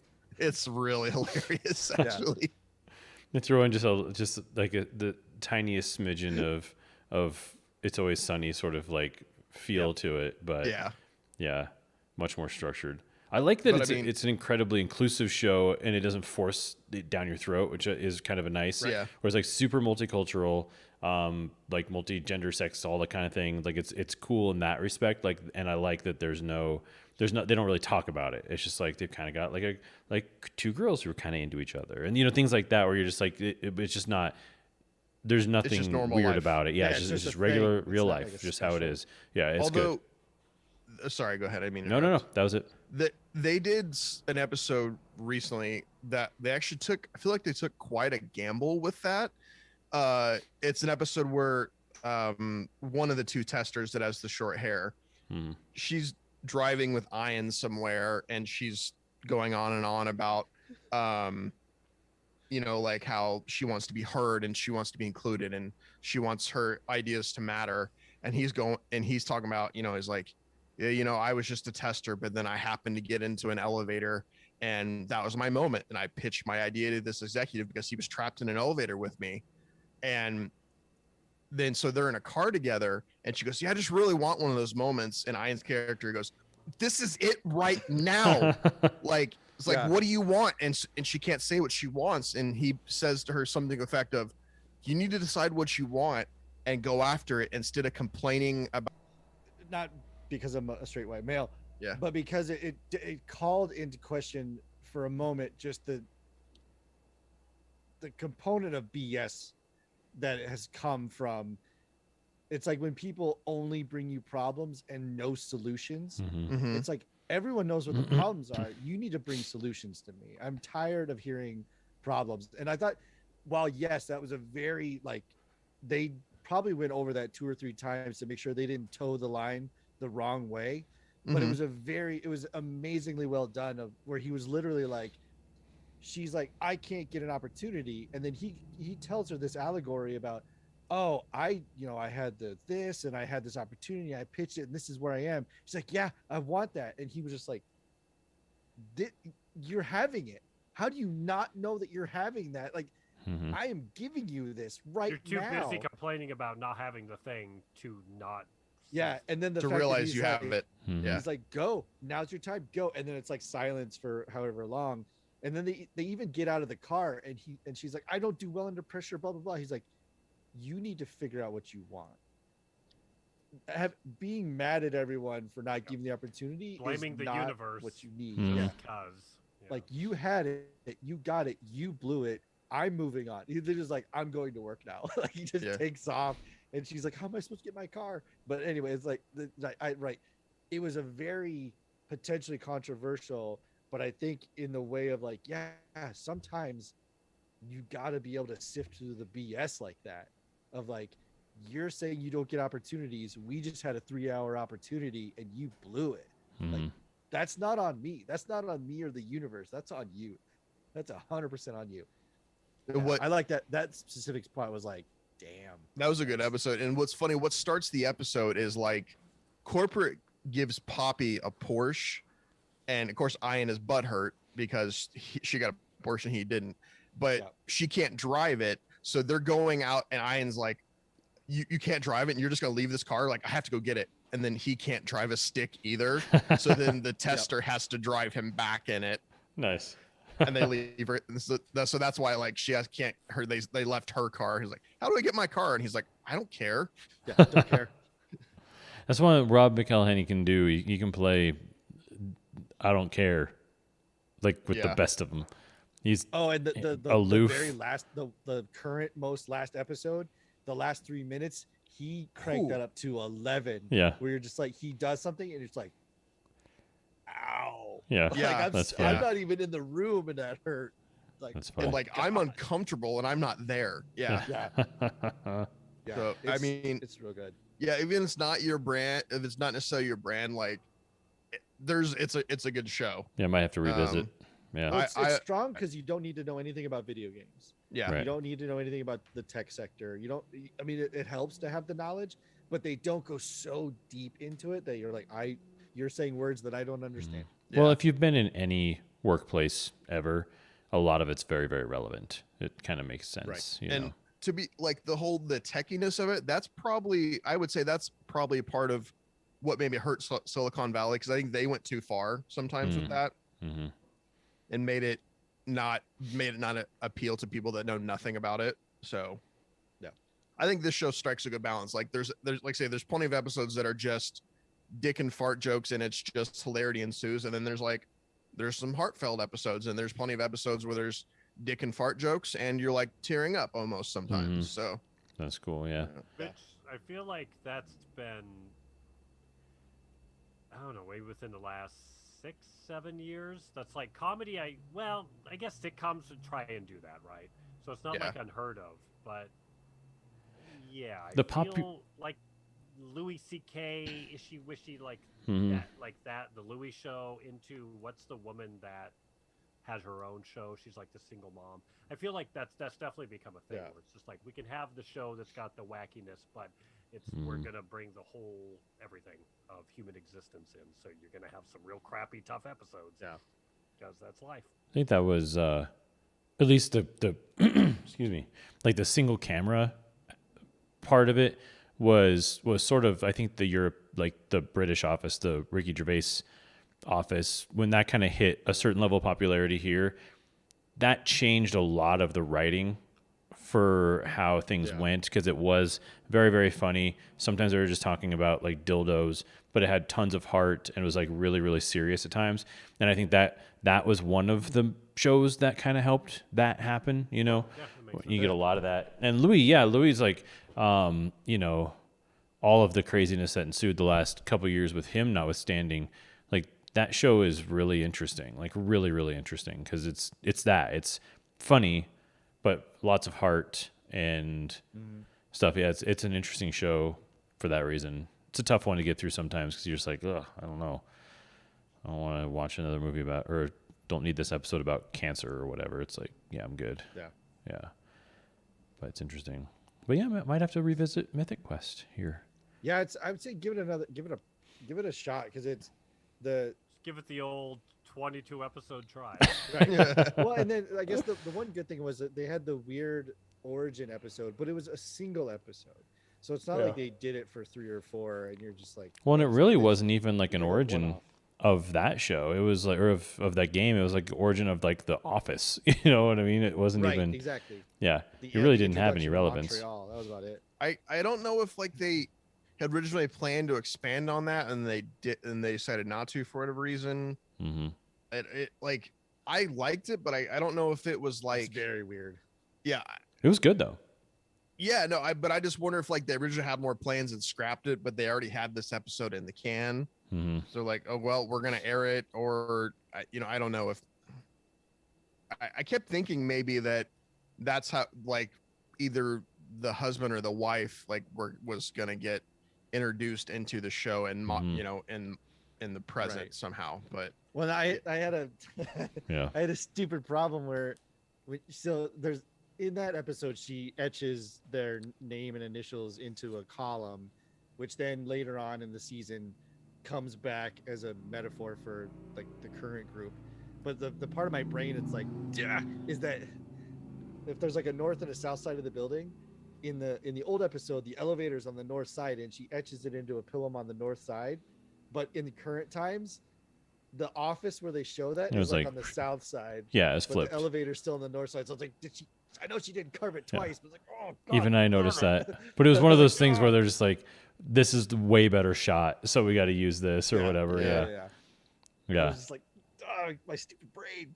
Well, you know, it's Nothing funny. back. I've been listening to the Roger Deakins podcast a lot. I've been trying to like listen to other people's podcasts, but even though this one's like not exciting, it's just so interesting because every now and then, not every now and then, like pretty often, Deakins will just like he'll just drop a, oh yeah, I remember on Fargo. You know, it'll be that sort of thing, and he'll run off on this story. But he's talking about doing Barton Fink, and he said that there's a scene.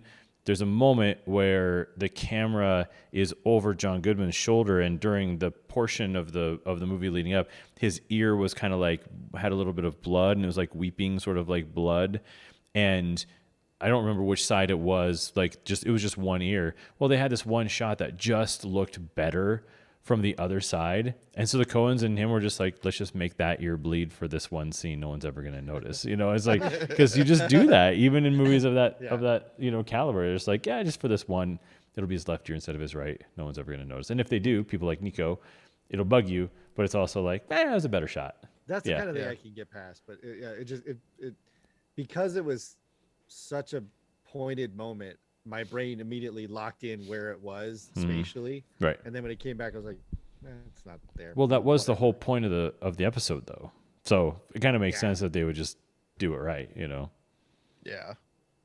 I have I got the new assignment of recreating the movie thing for this year, and I get the scene in Jurassic Park Ooh. where it's the level land, and then all of a sudden there's a cliff when with the T-Rex attack. Oh, no. yeah.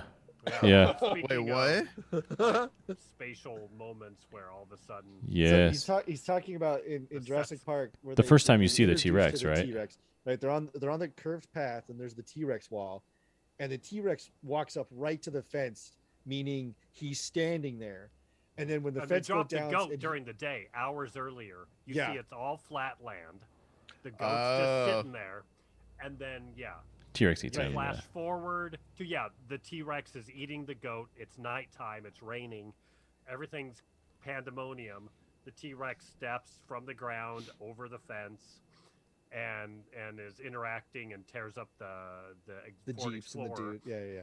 And then all of a sudden, Sam Neill and the girl are on that the ledge thing, and all of a sudden there's a giant cliff, and where the goat was is now like a canyon.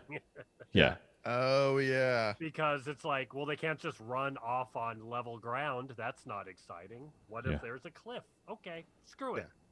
There's a cliff now. So that's your scene. Are you doing the introduction to the T-Rex part as well? So I'm Okay. only doing from when he's trying to pull Timmy out from underneath the car. Mhm. Timmy's Okay. stuck, and then the girl comes out and goes, screams, and he covers her mouth, and the T-Rex comes up and then pushes the car. Were you around. doing it as Muppets? Well, there is a component. I was like, what do I do? I'm doing Flintstones. instead Oh, of nice. like the menacing T-Rex, it's gonna be like a Dino Muppety or Dino. I have the T-Rex Lego here somewhere. Hang on. Who? But then it's that. So it's where they rappel down and the explorer gets dumped into the tree, and it's like the T-Rex goes, Yeah. and then it cuts to at the computer in the control room, and it's Samuel Jackson talking about what Newman did, how he and how they have to try and break his password. So you've So got that it. I'm gonna do as Seinfeld. Because there's 4 characters, and the hunter in the back is like doing this. And I was like, oh my god, it's Kramer. Yeah. And I was like, well, shit, now I have to. Now I can't unsee Seinfeld in that moment. Right. And Newman's not there. But yeah, and so Newman's on the computer because there's a reverse shot at the end. Oh, and nice. It's like I can't get Jurassic Park back online without Dennis Nedry, and there's Newman going. Did you? So are you gonna do it live action? That part with the Flintstones? I mean, I'm gonna Or mix with live the- action and miniature for the T-Rex, Mm-hmm. Dino, that part, and then the car will be like a Flintstones-ized version of the Jurassic Park Nice. Explorer. How long do you have to do this? I need to look, but now I'm not going as hardcore as that Muppet thing. Like That's that, awesome, I though. was insane. So Mhm.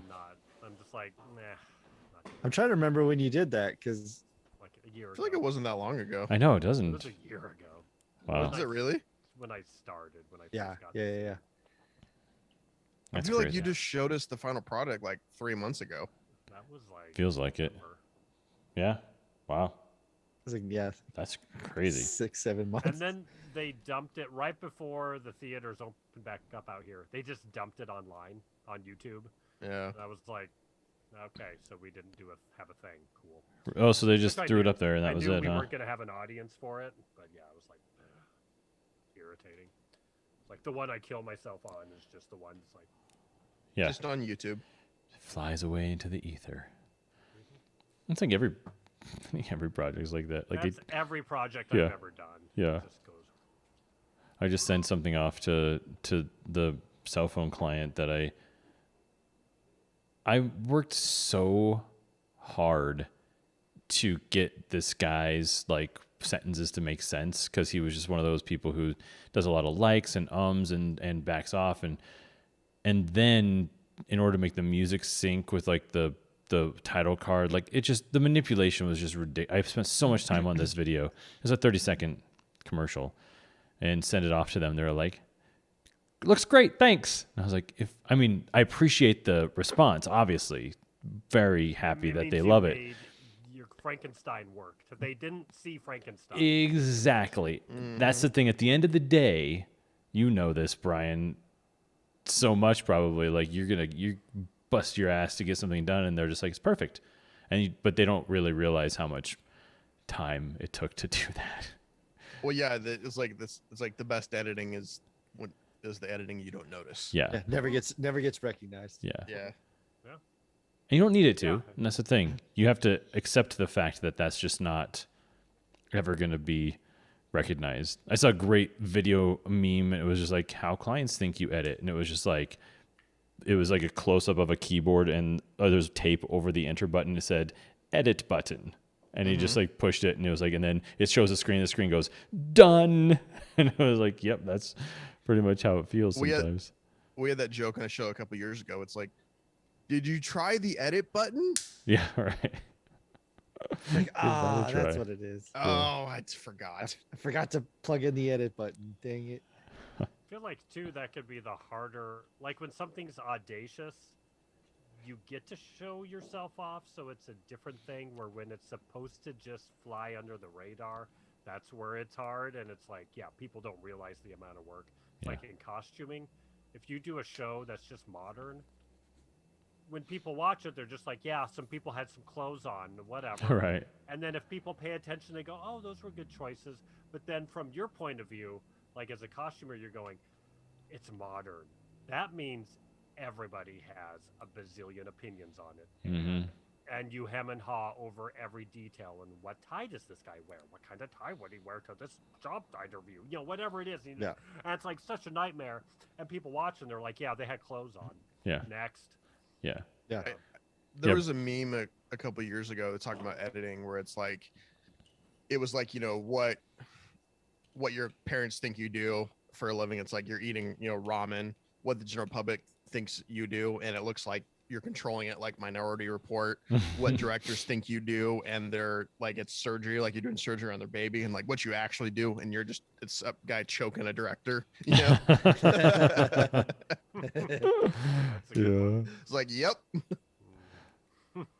So I'm so glad that I had this opportunity to be on all sides of it now, where I just like, okay, I get it. I don't know what pain I put Brian through over the years, but probably a lot. So sorry.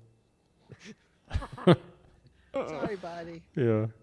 So Now I you get to know. experience it. Yeah. Yeah. But that's the thing. You strive for cool, Yeah. nice, Yeah. you know, and you're like, okay, I guess it got up to that level of cool. Mm-hmm. Yeah. I just And remember you're when like, we were, mission accomplished. Yeah. I just remember we were doing the first season of Platonic, and of course that freaking bar you guys chose had a damn mirror Mm-hmm. behind all the liquor bottles. Yeah, we did. And you kept, Oh, and of course you could no. see the whole crew, and Yeah. you kept saying, "Oh, we got to get those people out of there." And be like, "I know, but I'm not gonna fix that until we're done cutting this scene." Yeah. Yeah. There are things that, you know, because the truth is, like, when you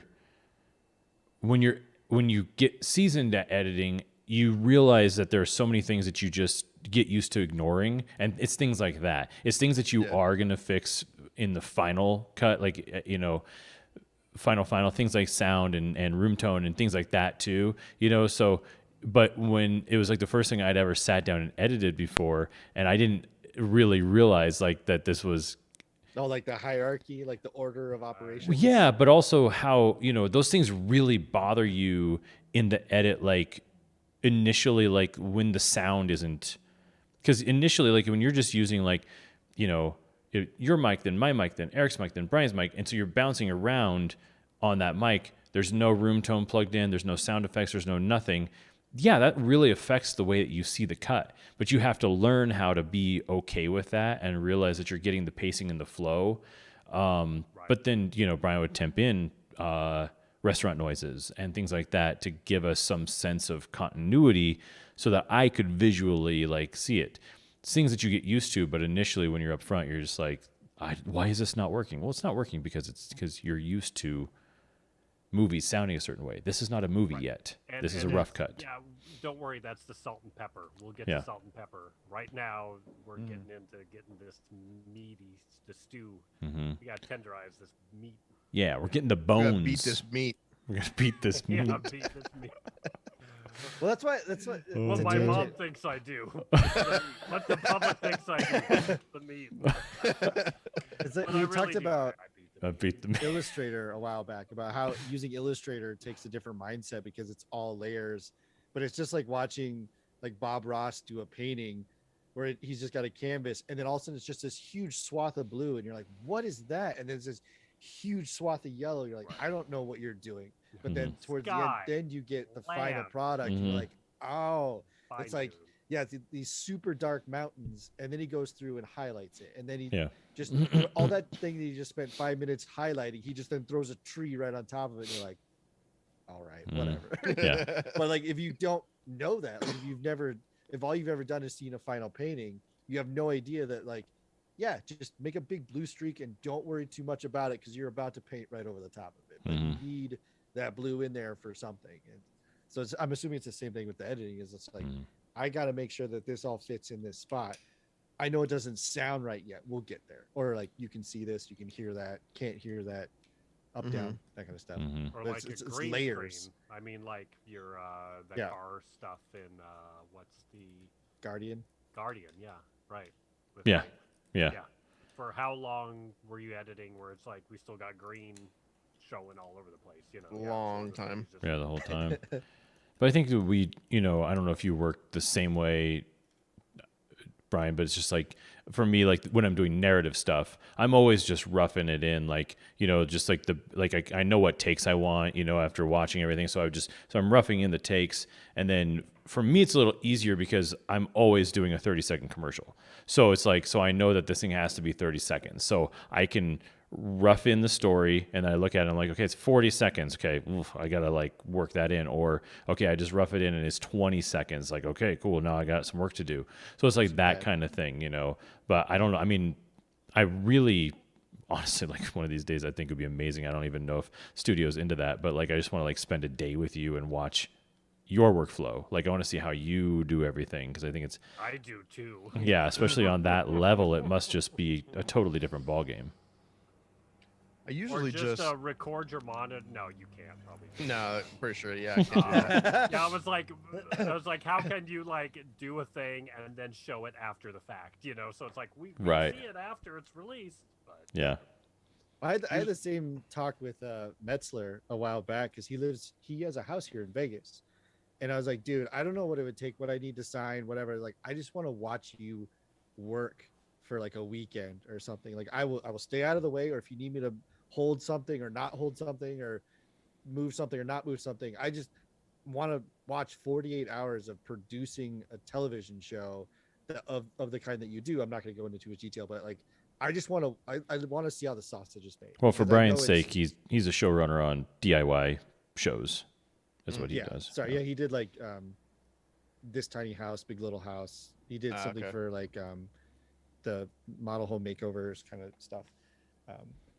But he's been doing it for years and he's very successful at it. So it's like I said, I'd love to just watch the sausage being made for 48 hours because I know that there's stuff that is just mind-bogglingly interesting. Well, especially those shows, because it's like there's the celebrities that are doing the thing, kind of, but then there's some crew that's actually making it happen. You know, it's like the Property Brothers, the one.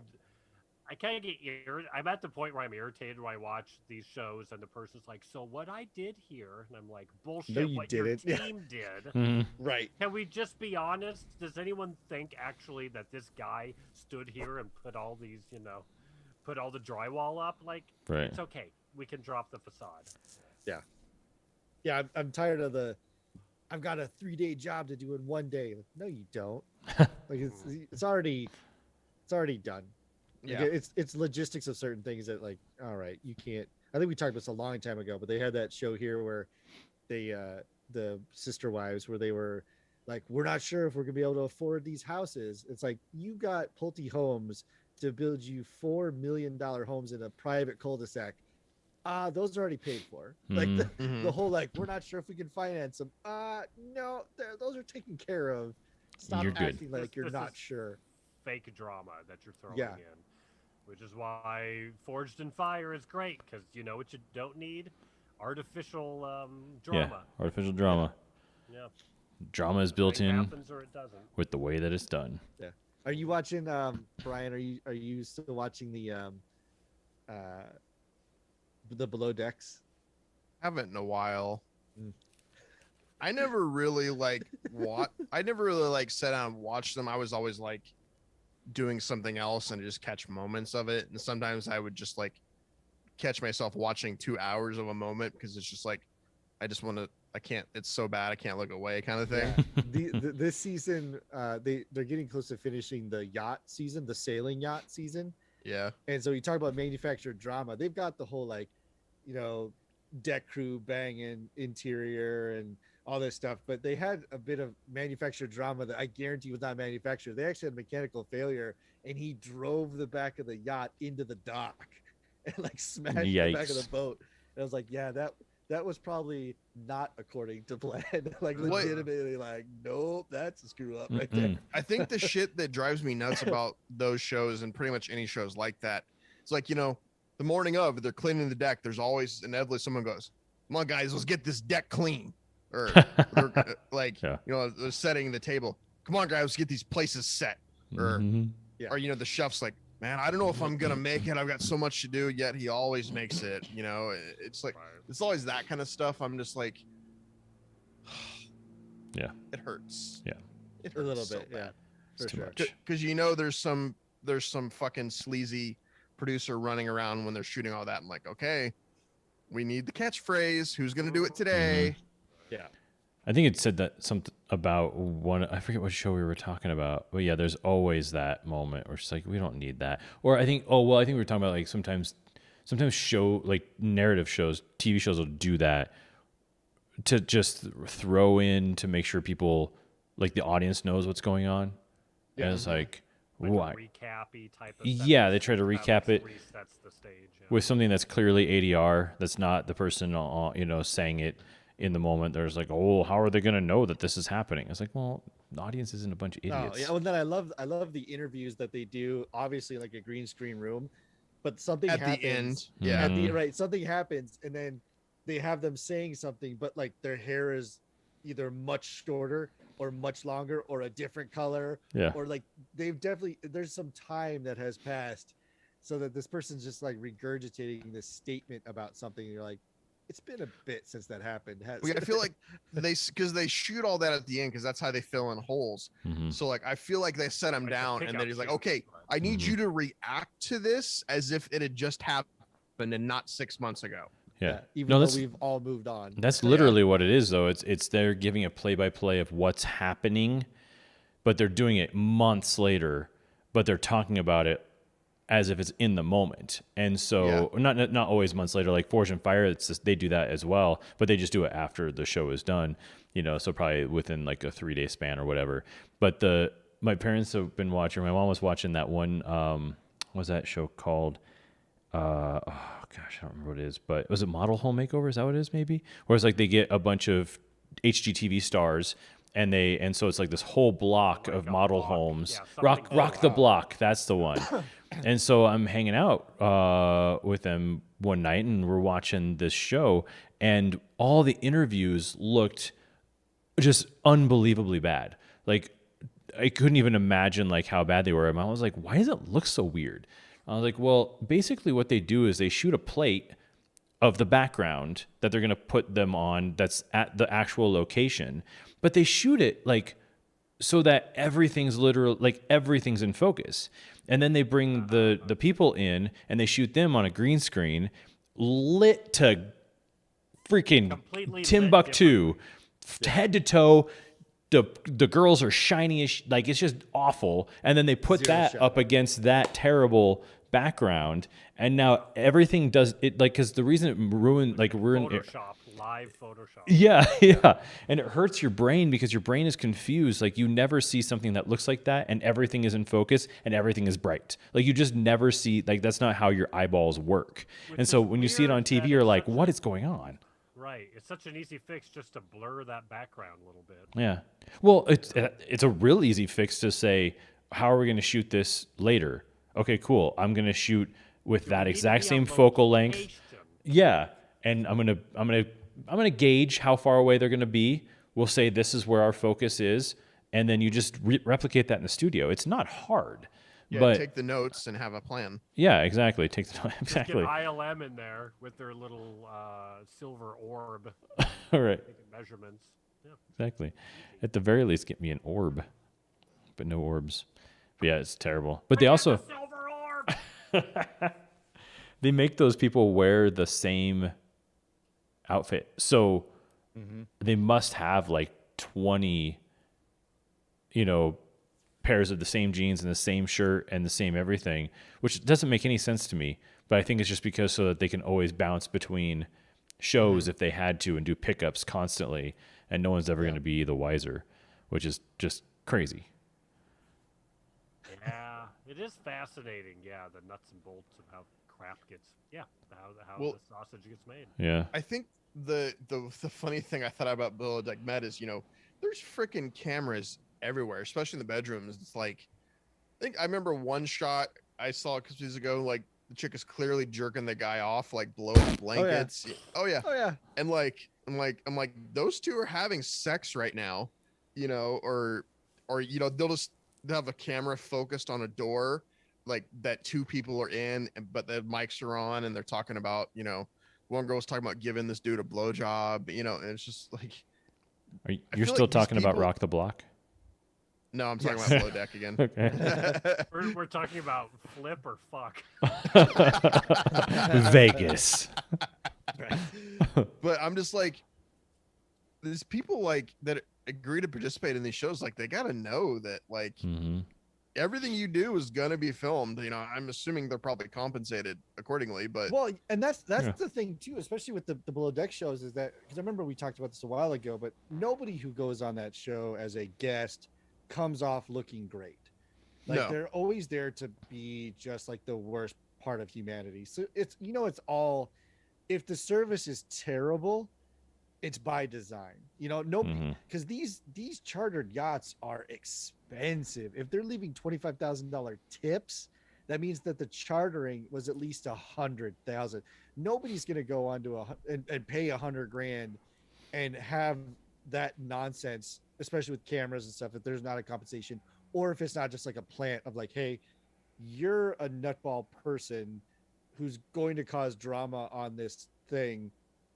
Come on, it will, we'll just call it a wash. Like, if you can get out here, you can have this yacht for 3 days and we won't Right. charge you. And Mhm. so there's got to be some sort of logistics on how all that works.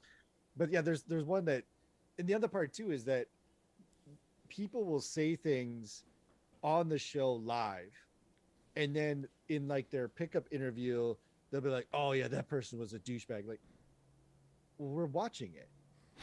That wasn't a private thought. Like, you just said that in like quote unquote in public Mhm. about a client. There's no way that this is real at this point. There's Right. no way that that these people are actually chartering yachts for actual customers at this point, which, for them, who cares? Captain Sandy, those guys are probably making more money making the show than they were chartering the yachts privately. So it's like, more power to them. Like, I don't care, but it's Right. just, it's really A lot funny more that they say security these like, knowing, yeah, you're going to come out with money, as opposed to you go on a chartered thing. There's bad weather, something goes wrong. Mhm. well, then, yeah, Bunch of the contracts last screwed up. Below Deck, not Med, but it was Captain Lee, and they were right in the middle of COVID. So that, they had to basically shut down because nobody could travel. Mhm. And they were like, what do we do? He's like, what, we do whatever we have to do. I don't know what you want from me. Mhm. Like, people aren't coming here. I don't know what you want. I don't know. Bring in the silver orb. Do it. Yeah. And then they've got, these like, Andy Cohen does the reunion He shows, does all these shows, doesn't which he?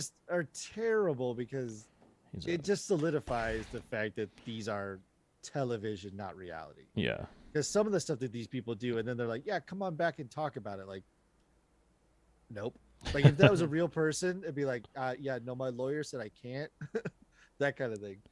So I don't know. They're entertaining because like the yachts are bonkers and there is drama and stuff like that. But it's like the safest form of drama because that like you're only gonna have them for 2 days and then you're gonna be a new group of people, and these people are making, quote unquote, making stupid money, and then they're like, we just need to respect each other, and then they all go out to dinner and just bag on each other. You're like, yeah, all right, Get that's just gonna be shit great. faced and yeah. Yeah, just get hammered, and then come back and cry in their own little beds. Like, what else How'd are you you gonna sign do? up for this show? Yeah. Yeah, How do I get Figuring in up on my alley. that? it's an interesting watch. I mean, it's fully reality, but I guess it's better than watching like any of the Housewives type thing where you're like, oh, you guys need. I mean, you needed a hobby and you found one. It's getting Bravo to pay you to be terrible human beings. Yeah. You know what's a good one? Well, besides Drive to Survive, great reality show because it's like it's actually the drama, like for real. And I tell you what, like there's nothing more like dramatic than a bunch of like French and Italian weenie drivers like crying about like stuff. Like they're Talking about F1. yeah, all these dudes are such giant pussies in a way. Like not all of them, but like some prima the donnas. ones who aren't driving anymore, especially like they're just like they're like it's never their fault. It's always someone else. Like it's just like it's awful, and it's just like sometimes you're like, dude, there's a reason why you're not in F1 anymore because every time something went wrong, it was someone else's fault. How about you just suck at driving sometimes? So Yeah. it's crazy. But the what was the other one? I watched Bling Empire. That one was fascinating. It's on Netflix. And it's basically about like the uber rich Asians in LA, and I'm it's not gonna like, watch Oh, that. yeah, okay, you you It's might kind of like love Shaws it. of Sunset. and- Yeah. I'm not gonna watch But it. here's the crazy thing is like it actually had like an incredible amount of heart, which fascinated me. Because at first you're just like, oh, a bunch of like, rich Asians who like, or basically trust fund kids, like, doing their thing. Like one guy's a doctor, but he would technically be the emperor of, China if there were still emperors, like that kind of thing. But like two of the Asian kids like never knew their parents because they were like literally like dropped off in an orphanage, and so part of it's like them trying to find their dad. So it's like really, really like heartfelt and stuff like that. No hand jobs, but in a boat or Oh, I'm whatever. out. But yeah, but I liked it. It was More really into good. Hand-felt shows. Yeah, Heartfelt. give me some hand feeling. And felt. Yeah, bring in the silver orb, the silver butt plug. Yeah. Did you Gotta guys put it up there. did you guys do anything for Memorial Day Vegas. movie wise? Oh, movie. No. Or just anything like we have a weird tradition. We always watch we end up Independence not Day. intentionally, but we always end up watching like Black Hawk Down and Saving Private Ryan. Oh, go all Oh, patriotic. because- Nice. Yeah. Like at first, Eric was massively confused, and then he realized, oh, gotcha. He's like, those movies aren't about barbecues. We went back to the hotel room to like sleep off some of the daytime booze, and like I watched the majority of oh my god, it's one of my favorite movies. Why am I blanking? Once Upon a Time in Freddy Hollywood. got fingered. Nice. Okay. I love that movie. I almost watched it the other day too. Freddy got fingered. No. Once Upon a Time in Hollywood. Yeah, I came into the part where he's fighting with Bruce Lee. I'm Mhm. like, yep, I'm in. Yeah. Nice. Yeah, it's Great good. scene. Yeah, I just love when he's like, "What'd you do to my car?" Well, I threw this little fucker into it. Yeah. Oh, it's so good. I love it. Yeah, and he's just that's the part where he puts on the tool belt to fix the antenna, but he puts on the tool belt just so he can put a beer in the holster. Yeah, yeah. He's great, man. That whole movie's just great. Yeah, Love it.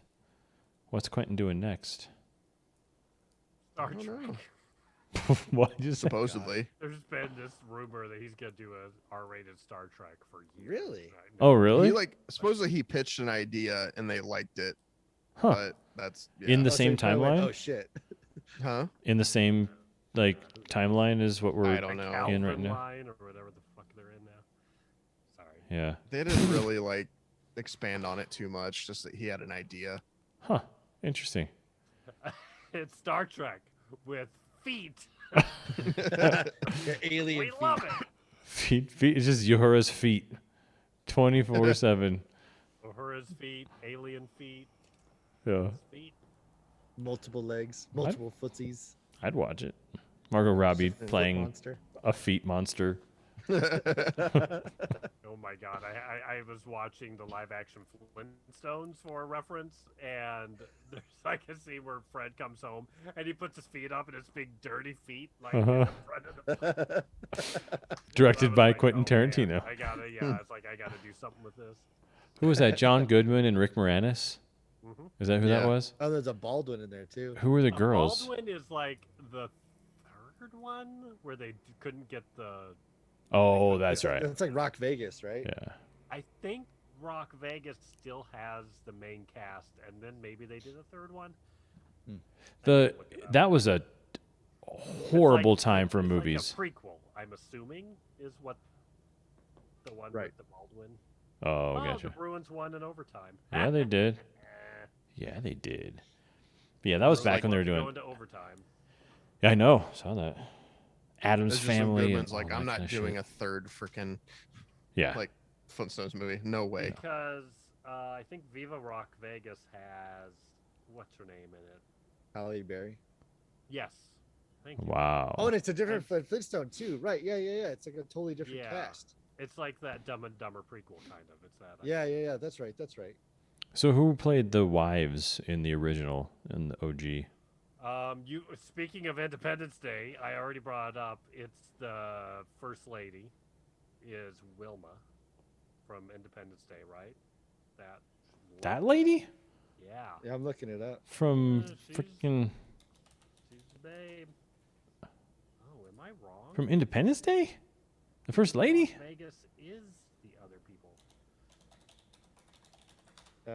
Let's see. The Yeah, Flint. Elizabeth Perkins, who And would you Rosie O'Donnell is Rosie O'Donnell. The other That's one. right. who's the neighbor wife. Oh, I'm brutal. trying to think what you were most popular on Elizabeth. She was the love interest in Big. Yes, Yes. that's right. She's the one that banged an 8-year-old. That's right. And then at the end went, oh my God, what have I done? That was the other thing. When one of the nights we were in the hotel room, we watched The Money Pit. Oh wow, nice. Yeah, I've never deep seen cut. that. If I've ever watched Mm-mm. I've never seen it. It's not bad. Yeah. It didn't age that well. But I was gonna it's say, not what is bad. that? Like 1986 or something, or Something is like it later that, than yeah, that? it's yeah. like very I went on young. a date with a girl who would love that movie. And you did not go on a second date with her, it seems. I didn't. She Did you was touch cute, her I money pit could've. though? Only my money ball. Oh boy. I was. Oh, you know, that's a movie that I've tried watching 2 times and shut it off both times. Was The Big Short? That's a good one. That's a good reference Really? for a movie. Yeah, yeah. I was like 14 minutes in. I was just like, you are not Martin Scorsese here, Adam McKay. So shut your face. And I shut it off. And then I went That's a back. really good movie, I though. might have finished it. I don't know. Maybe. I have to go back and see if I remember it. It's got Margot Robbie in a bathtub. I can't believe you didn't finish that movie. Yeah, but it's just so non sequitur, like because it doesn't come back. Neither does she. Like it's just And- like what? Yeah. Yeah. She's a That little all featurette, happened yeah. in 14 minutes? Yeah. It has a very awful cut in the Margot Robbie stuff too. Yeah, it's really bad. Really, really bad. Like I'm not one to like harp on continuity and matching, but it was bad. Oh yeah, what I think they like crossed the line or something. It was like super bad, Well, wasn't no, it? it was in the first shot she's holding a champagne glass and it cuts to a different angle and it's back on the side of the tub. It's Oh, very okay. blatant and horrible. Yeah, that's right. Yeah, super weird. I did not like that movie. It's just like, yeah, I'm not one to harp on that, but come on. But sometimes, yeah. You gotta like establish some trust at some point in time, Yeah. for it.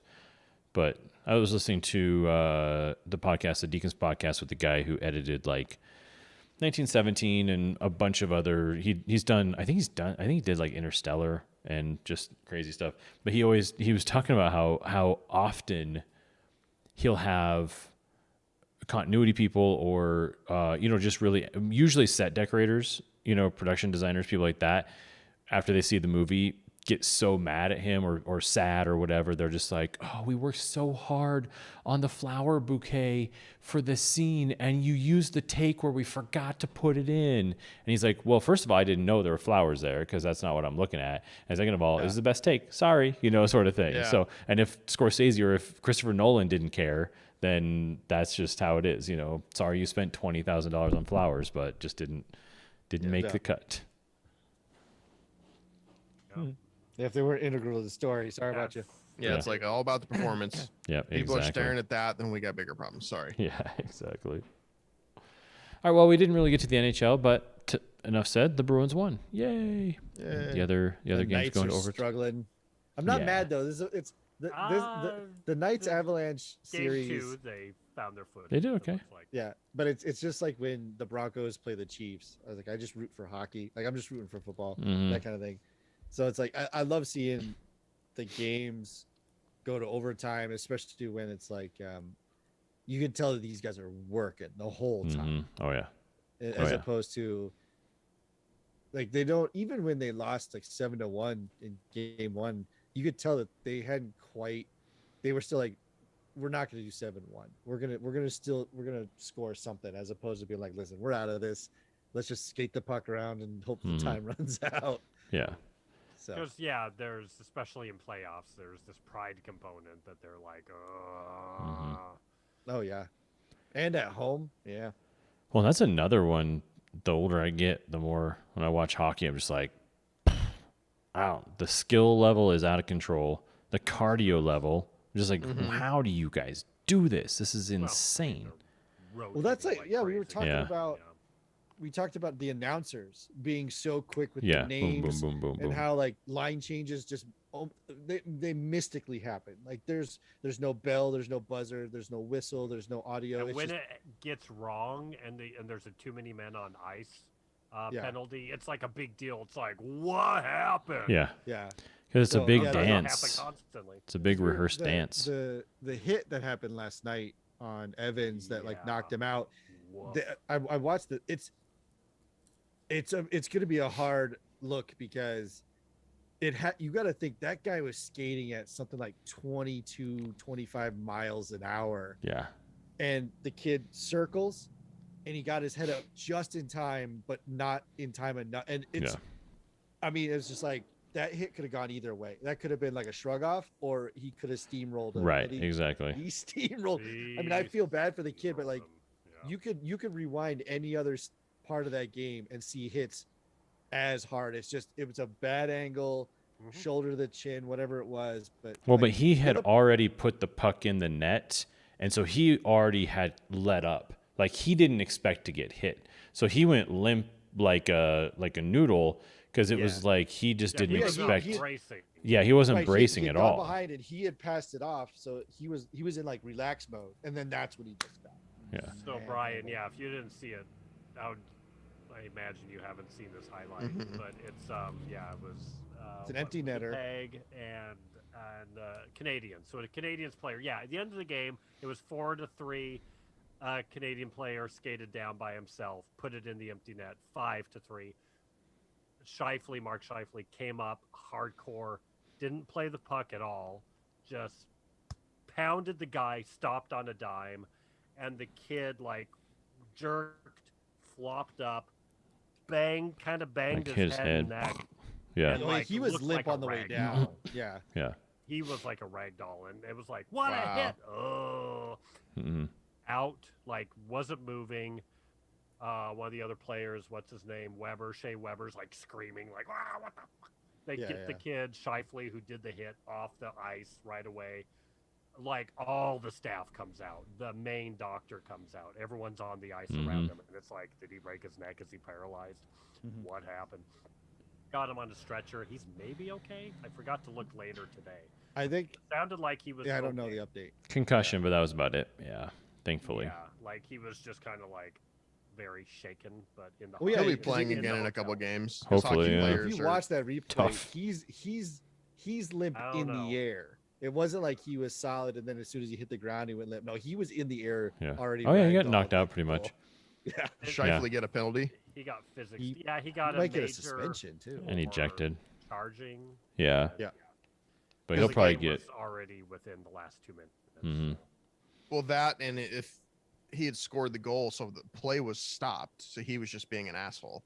Pretty much. But the thing is weird about it is that they. Was that what it was? Everybody Was it an kinda empty net says- netter? I thought he was defending. No, it was an empty netter. No, he was skating down and he didn't even The try to play the offensive- puck. Yeah.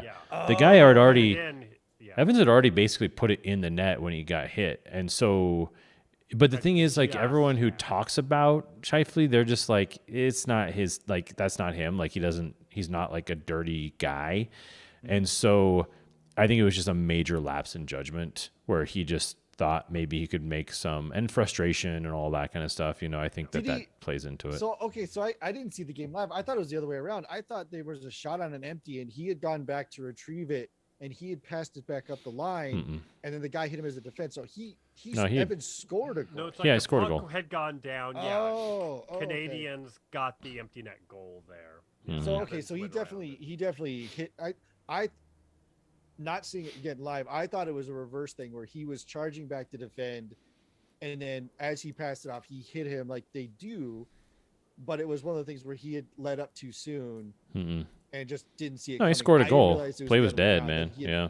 Like the whistle was blown, and then he basically got hit after I mean, it the was whistle. all within an instant. Yeah, it but was still, moment. Like he had just like a millisecond before put it in. Yeah, because it looked like from the angle that it That's happened, what it she looked said. like maybe the kid like turned too sharp around the edge of the net, and maybe he thought he was gonna skate along the boards, and so he was coming in, but then the kid stopped, and that's why he hit him. No, it was a very That's intentional That's hit. what I thought had happened. Yeah, I mean, he no, definitely okay. he banged him and was like, "Screw you! I'm pissed off." Yeah, I'm gonna knocked watch him this. we lost. Yeah. I'm gonna watch this right now. You have to Yeah, check you it can out. you can find the That's clip. good. It's all Yeah, over. Look I up was the watching the Evans. game. Which, speaking of that game, and I think the Canadian games in general, they're like at half speed versus Yeah. all the other games. Yeah. They're boring. Oh There's my no God. fans. Yeah, it's Yeah. a rough hit. Yeah. So the game is dead and boring. I'm watching it. I'm like working out and doing whatever, and I'm just like, it's like, am I too close to the TV? Because this Yeah. has no energy It's whatsoever. boring. And this, Well, there's a the reason why pace is Canadian definitely teams don't different, get yeah. very far. Yeah. The The way they've restructured the league this year, for sure. Canadian teams are going to get at least into the second round because they're their own division. Yeah. But they're not letting very many people in, if any, to Yeah, their 'cause stadiums. Canada had, I don't know if they had AstraZeneca. They had vaccine issues, right? Yeah. I think. Yeah. So they had a bigger So breakout and now stuff. Canada was ahead of us, and now they're way behind. Yeah. And America's going, woo, party in the USA. It's a party in the U.S. Canada Yeah, is there's like like- 15,000 people at Allegiant last night. Yeah. Yeah. Yeah. It So- was packed. I just watched it. I mean, Yeah, how do play you feel? wasn't dead dead. dead. Like he had literally just scored it, and like the guy was already committed for the hit. Yeah. So he was just like at this point he was just trying to knock him off the puck. And his feet didn't Um, leave the ice. Like, so it was all like, there was nothing like illegal. It was Yeah, just I more was- like unethical. You know, it was like really, if anything, Yeah. it was just like you shouldn't have, you Yeah, it know? was just like that's a point where you skate down and you try and get your stick to whack the puck. You know, Yeah. that's what the play should be, not going for the body.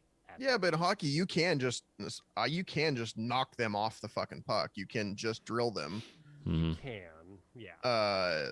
But They're just gonna yeah, take- but I Did he like get all the wrath? No. Is it?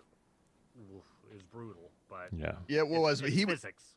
he was committed to it, and it just he got there, Oh yeah, you know, like I a said, split he's second going too late. Yeah. Mhm. 20 miles an hour. Mhm. Yeah. There's not a Yeah. lot of sharp turns that happen at that speed. Yeah, he was out before he hit the ice. Yeah. Yeah. He was Oh, yeah. outie. For sure. Yeah, he was a rag doll. There Yeah. was some play years ago where I think it's a Predators player, a young kid that was like this new young up and coming phenom, and got his femur broken by a guy checking him into the boards. And the announcers were like, "That's a clean play. That's fine." And you watch the like intensity of him slamming this kid as Yeah. hard as he could into the boards. And you're like, "Nah, I don't think so. Mhm. I think that's a little." Right. That guy needs to sit out a few games and Yeah, that was that guy's mission. Think about right, yourself. at that Mhm. point. Yeah.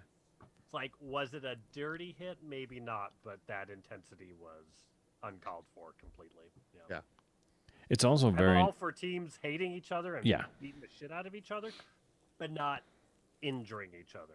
right. Yeah. That's like there's a big difference where it's Yeah. like we want to beat the tar out of each other. Well, it's just like but if you ever 2 days from now we can all skate. have know? you Yeah. ever watched a college hockey game? Mm, They're, I don't think so. they're fascinating because they will be that rough and intense, but as soon as the whistle blows, it's like everyone's the best friend on earth because they can lose scholarship, they can lose it all. Mhm. In Mhm. college, if you get a major for fighting after the whistle, you're literally done. Hmm. Like it's a one strike system. You're done. So you can watch these two teams just like bang, bang, bang, and then the whistle blows like, hey buddy. Yeah.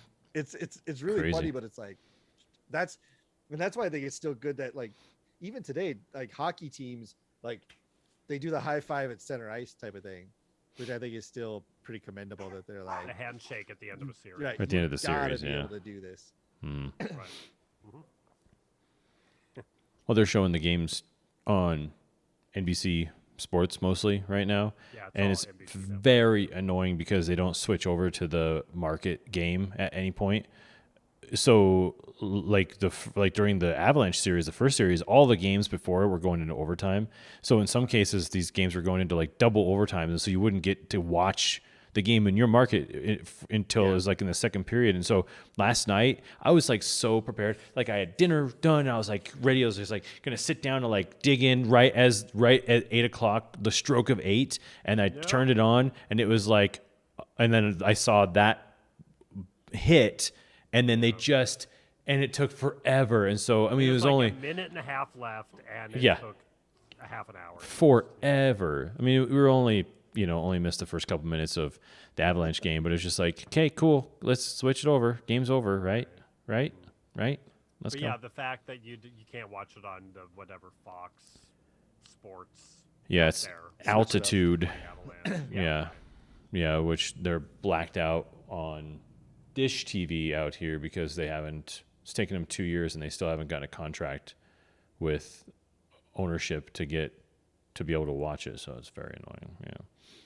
But generally can watch everything on the app, but Avalanche God, they're are an killing entertaining it. team. Yeah. God. They're so fast. It's insane, Talking about man. that Canadian game. Yeah. And then like watching the Avalanche, it's like. Yeah. I mean, the Knights are fast too. amateurs Golden versus Knights are pros. quick, but the Avalanche are just like, they're running circles in these guys. Like they made the Golden Knights on that game one just look like a bunch of amateurs. Like it was just like, what is going on? You guys are on crack? It was insane. Well, it's just really interesting because the goals, Well, and because they're so fast. Mhm. Well, the flurry thing, we'll push that aside. But like these guys skate so fast, and the puck skills. I would hate to be a goalie in the NHL at this point because not only are the guys like striking harder, they're coming at you so much faster that your like split decision making has to be perfect because in a moment's notice they could be like front back and then it's over your shoulder. Like the game that won it for the Avs last night, that hit Fleury. So like it hit his It bounced shoulder, off his shoulder, yeah. Yeah, so it's like he did his job. He was there, but everything is just so fast. It didn't matter. Mhm. And That's crazy. Like, that's tough. Oh my God, that's hard. How long has Vegas had the Golden Knights? 3-4 years, something like that. 2017 was the inaugural. Okay. Mhm. Do they play at the same stadium as the Raiders now, or? No. What is it called? They play. NBA Is it team. It's Allegiant right across. Stadium? It's across the street. Allegiant Stadium or something like that? Allegiant is where the Raiders play. Oh, that's where the Raiders play. Oh, gotcha. Oh God, what is it called? I'm totally blanking, but it's across the street. It's a separate stadium. Got it. The gambling problem arena. Shit. Now I feel dumb because I should know what it's called. Yeah, you dumb dummy. Come on. Well, now the Pepsi Center is the ball arena. Yeah. Crap. When did that happen? Oh, jeez. Fireworks. Yeah, I heard that last night. And I was like, Last year or this T-Mobile. season. Oh, yep. It's time for fireworks for Yeah. 2 months. Crap. Yep. Yeah. T-Mobile is the name of the arena in Las Vegas that the Golden Knights play at. But yeah, I didn't Should've know. known that. Very sexy. Yeah.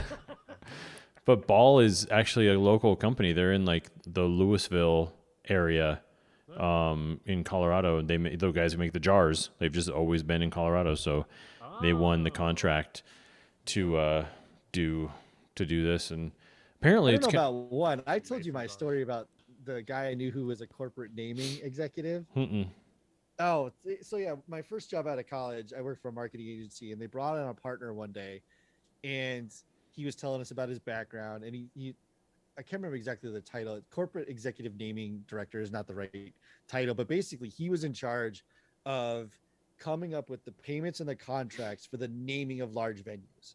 So like he came up with the contract for the Pepsi Center, he came up with the contract for stuff. But one of his big deals, the one thing that he really wanted to like tell us so that we'd be like, oh, you're super cool. His name was Tom. He's actually a really good guy. But his like, I'm really cool story was, have you seen the Super Mario Brothers movie? You know, when the bomb walks over the grate and it says Reebok? I did that. Like, get the hell out of here. That's He's funny. Like, he's like, that bought my first vacation home. I'm like, don't tell me that shit. You're so cool, Probably man. a very good story in like a moral of the story is like Oh, okay. I guess who knows? Who knows what'll make you your fortune? Yeah, Yeah. true, right? No, he's actually Super Mario live he was a action super Yeah. a super cool guy, but I didn't realize that there was somebody's job who was to literally like farm out the cost of naming large venues. That it wasn't just Oh, yeah. like the T-Mobile Arena here. It's not like T-Mobile called up the people and like, we would like to be called this. We're like, great, $1 million. Like, no, there's a process. There's a Oh yeah. this and this and this and this. There's a huge thing that Courtship. goes into. Well, I just naming it. watched the episode of the F1 show from the third season where one of the team's Haas. They're one of the lower teams with the least amount of money, but they needed to get a new sponsor. They just needed more money, and yeah, it's a whole thing, like, you know, a whole agency that they have to hire. And they're like, well, I've got this company that might be interested, but this one's a German company. So if you get sponsorship from them, they're going to want you to have a German driver, you know. So there's like all these things happening that move with all of that. So I think that was where they're at with the stadium here, where they're like, let's get a local company that, you know, can, because then like Ball makes aluminum disposable cups instead of plastic ones. And so that's the thing that they did. So now they've got all aluminum disposable cups in the thing. And so, which is a terrible idea in a hockey because you're whipping aluminum cups on the ice. well, apparently they're very, And very also, light. It doesn't need to be like those are reusable. Kind of, yeah. I guess they're like Are like they they recyclable or they feel like silo cups. Like they're actually like they're super light and crushable, but then they're recyclable. Yeah, yeah. Crush Like a it up. soda Like can a- without the top. Yeah, Yeah, pretty nothing much. like a sharp metal edge being thrown onto the ice. Yeah, exactly. Only when it doesn't go our way. That's all. And so far, not much doesn't go the Avalanche way. That's for sure. I love like every game where it's just like, how are the Avalanche? And they scored. Yeah. And how's tonight's and the Avalanche have scored. Yeah. Yeah. 3 seconds in. That's how game one was. I like went to the they were like dropped the puck and I went to the fridge to grab a can of LaCroix 2-0 and they were already, like, and the score. Yeah, you're like, wait, what? How did I miss it? Yeah. So when they score 7 goals in a game, you're gonna miss 1 or 2. Yeah. I still can't believe that total. I was like, It was insane. Yeah, like all the commentators like after the game and lately everybody's I just guess kind of the like, Blues, ooh. that series was slightly, yeah, a lot of games were slightly closer, and they were just getting like multiple empty net goals at the end. Yeah, but still, Yeah, it was fun. at least 5 goals every game. One hell of a team, man. That's for sure. All right, folks. I think we'll wrap it up. We'll wrap it up with the fact that the Avalanche are good. Fun to watch. Fun to watch. Good Oh, yeah. team. Will they win it all? That's a whole nother story. I know. But they're fun to watch. You still gotta win a lot of games. So, all right, everyone. Thanks for listening. Appreciate you guys stopping by. Swing by the old Apple Podcasts and Spotify. Check us out. Subscribe there. And you know what? If you got a second, swing over to Instagram at smokinghotnerds on Instagram. I think we got 10 followers. Let's get it to 20 by 2022. If we can Hopefully, raise it to 12, we'll be happy. Yeah, I'll be very happy. I'm very happy. And as of right now, our Dogecoin is worth less than it was last week. So what are you going to do? Yeah, we'll get there. We'll get there. All right, everyone. Thanks for listening, and we'll see you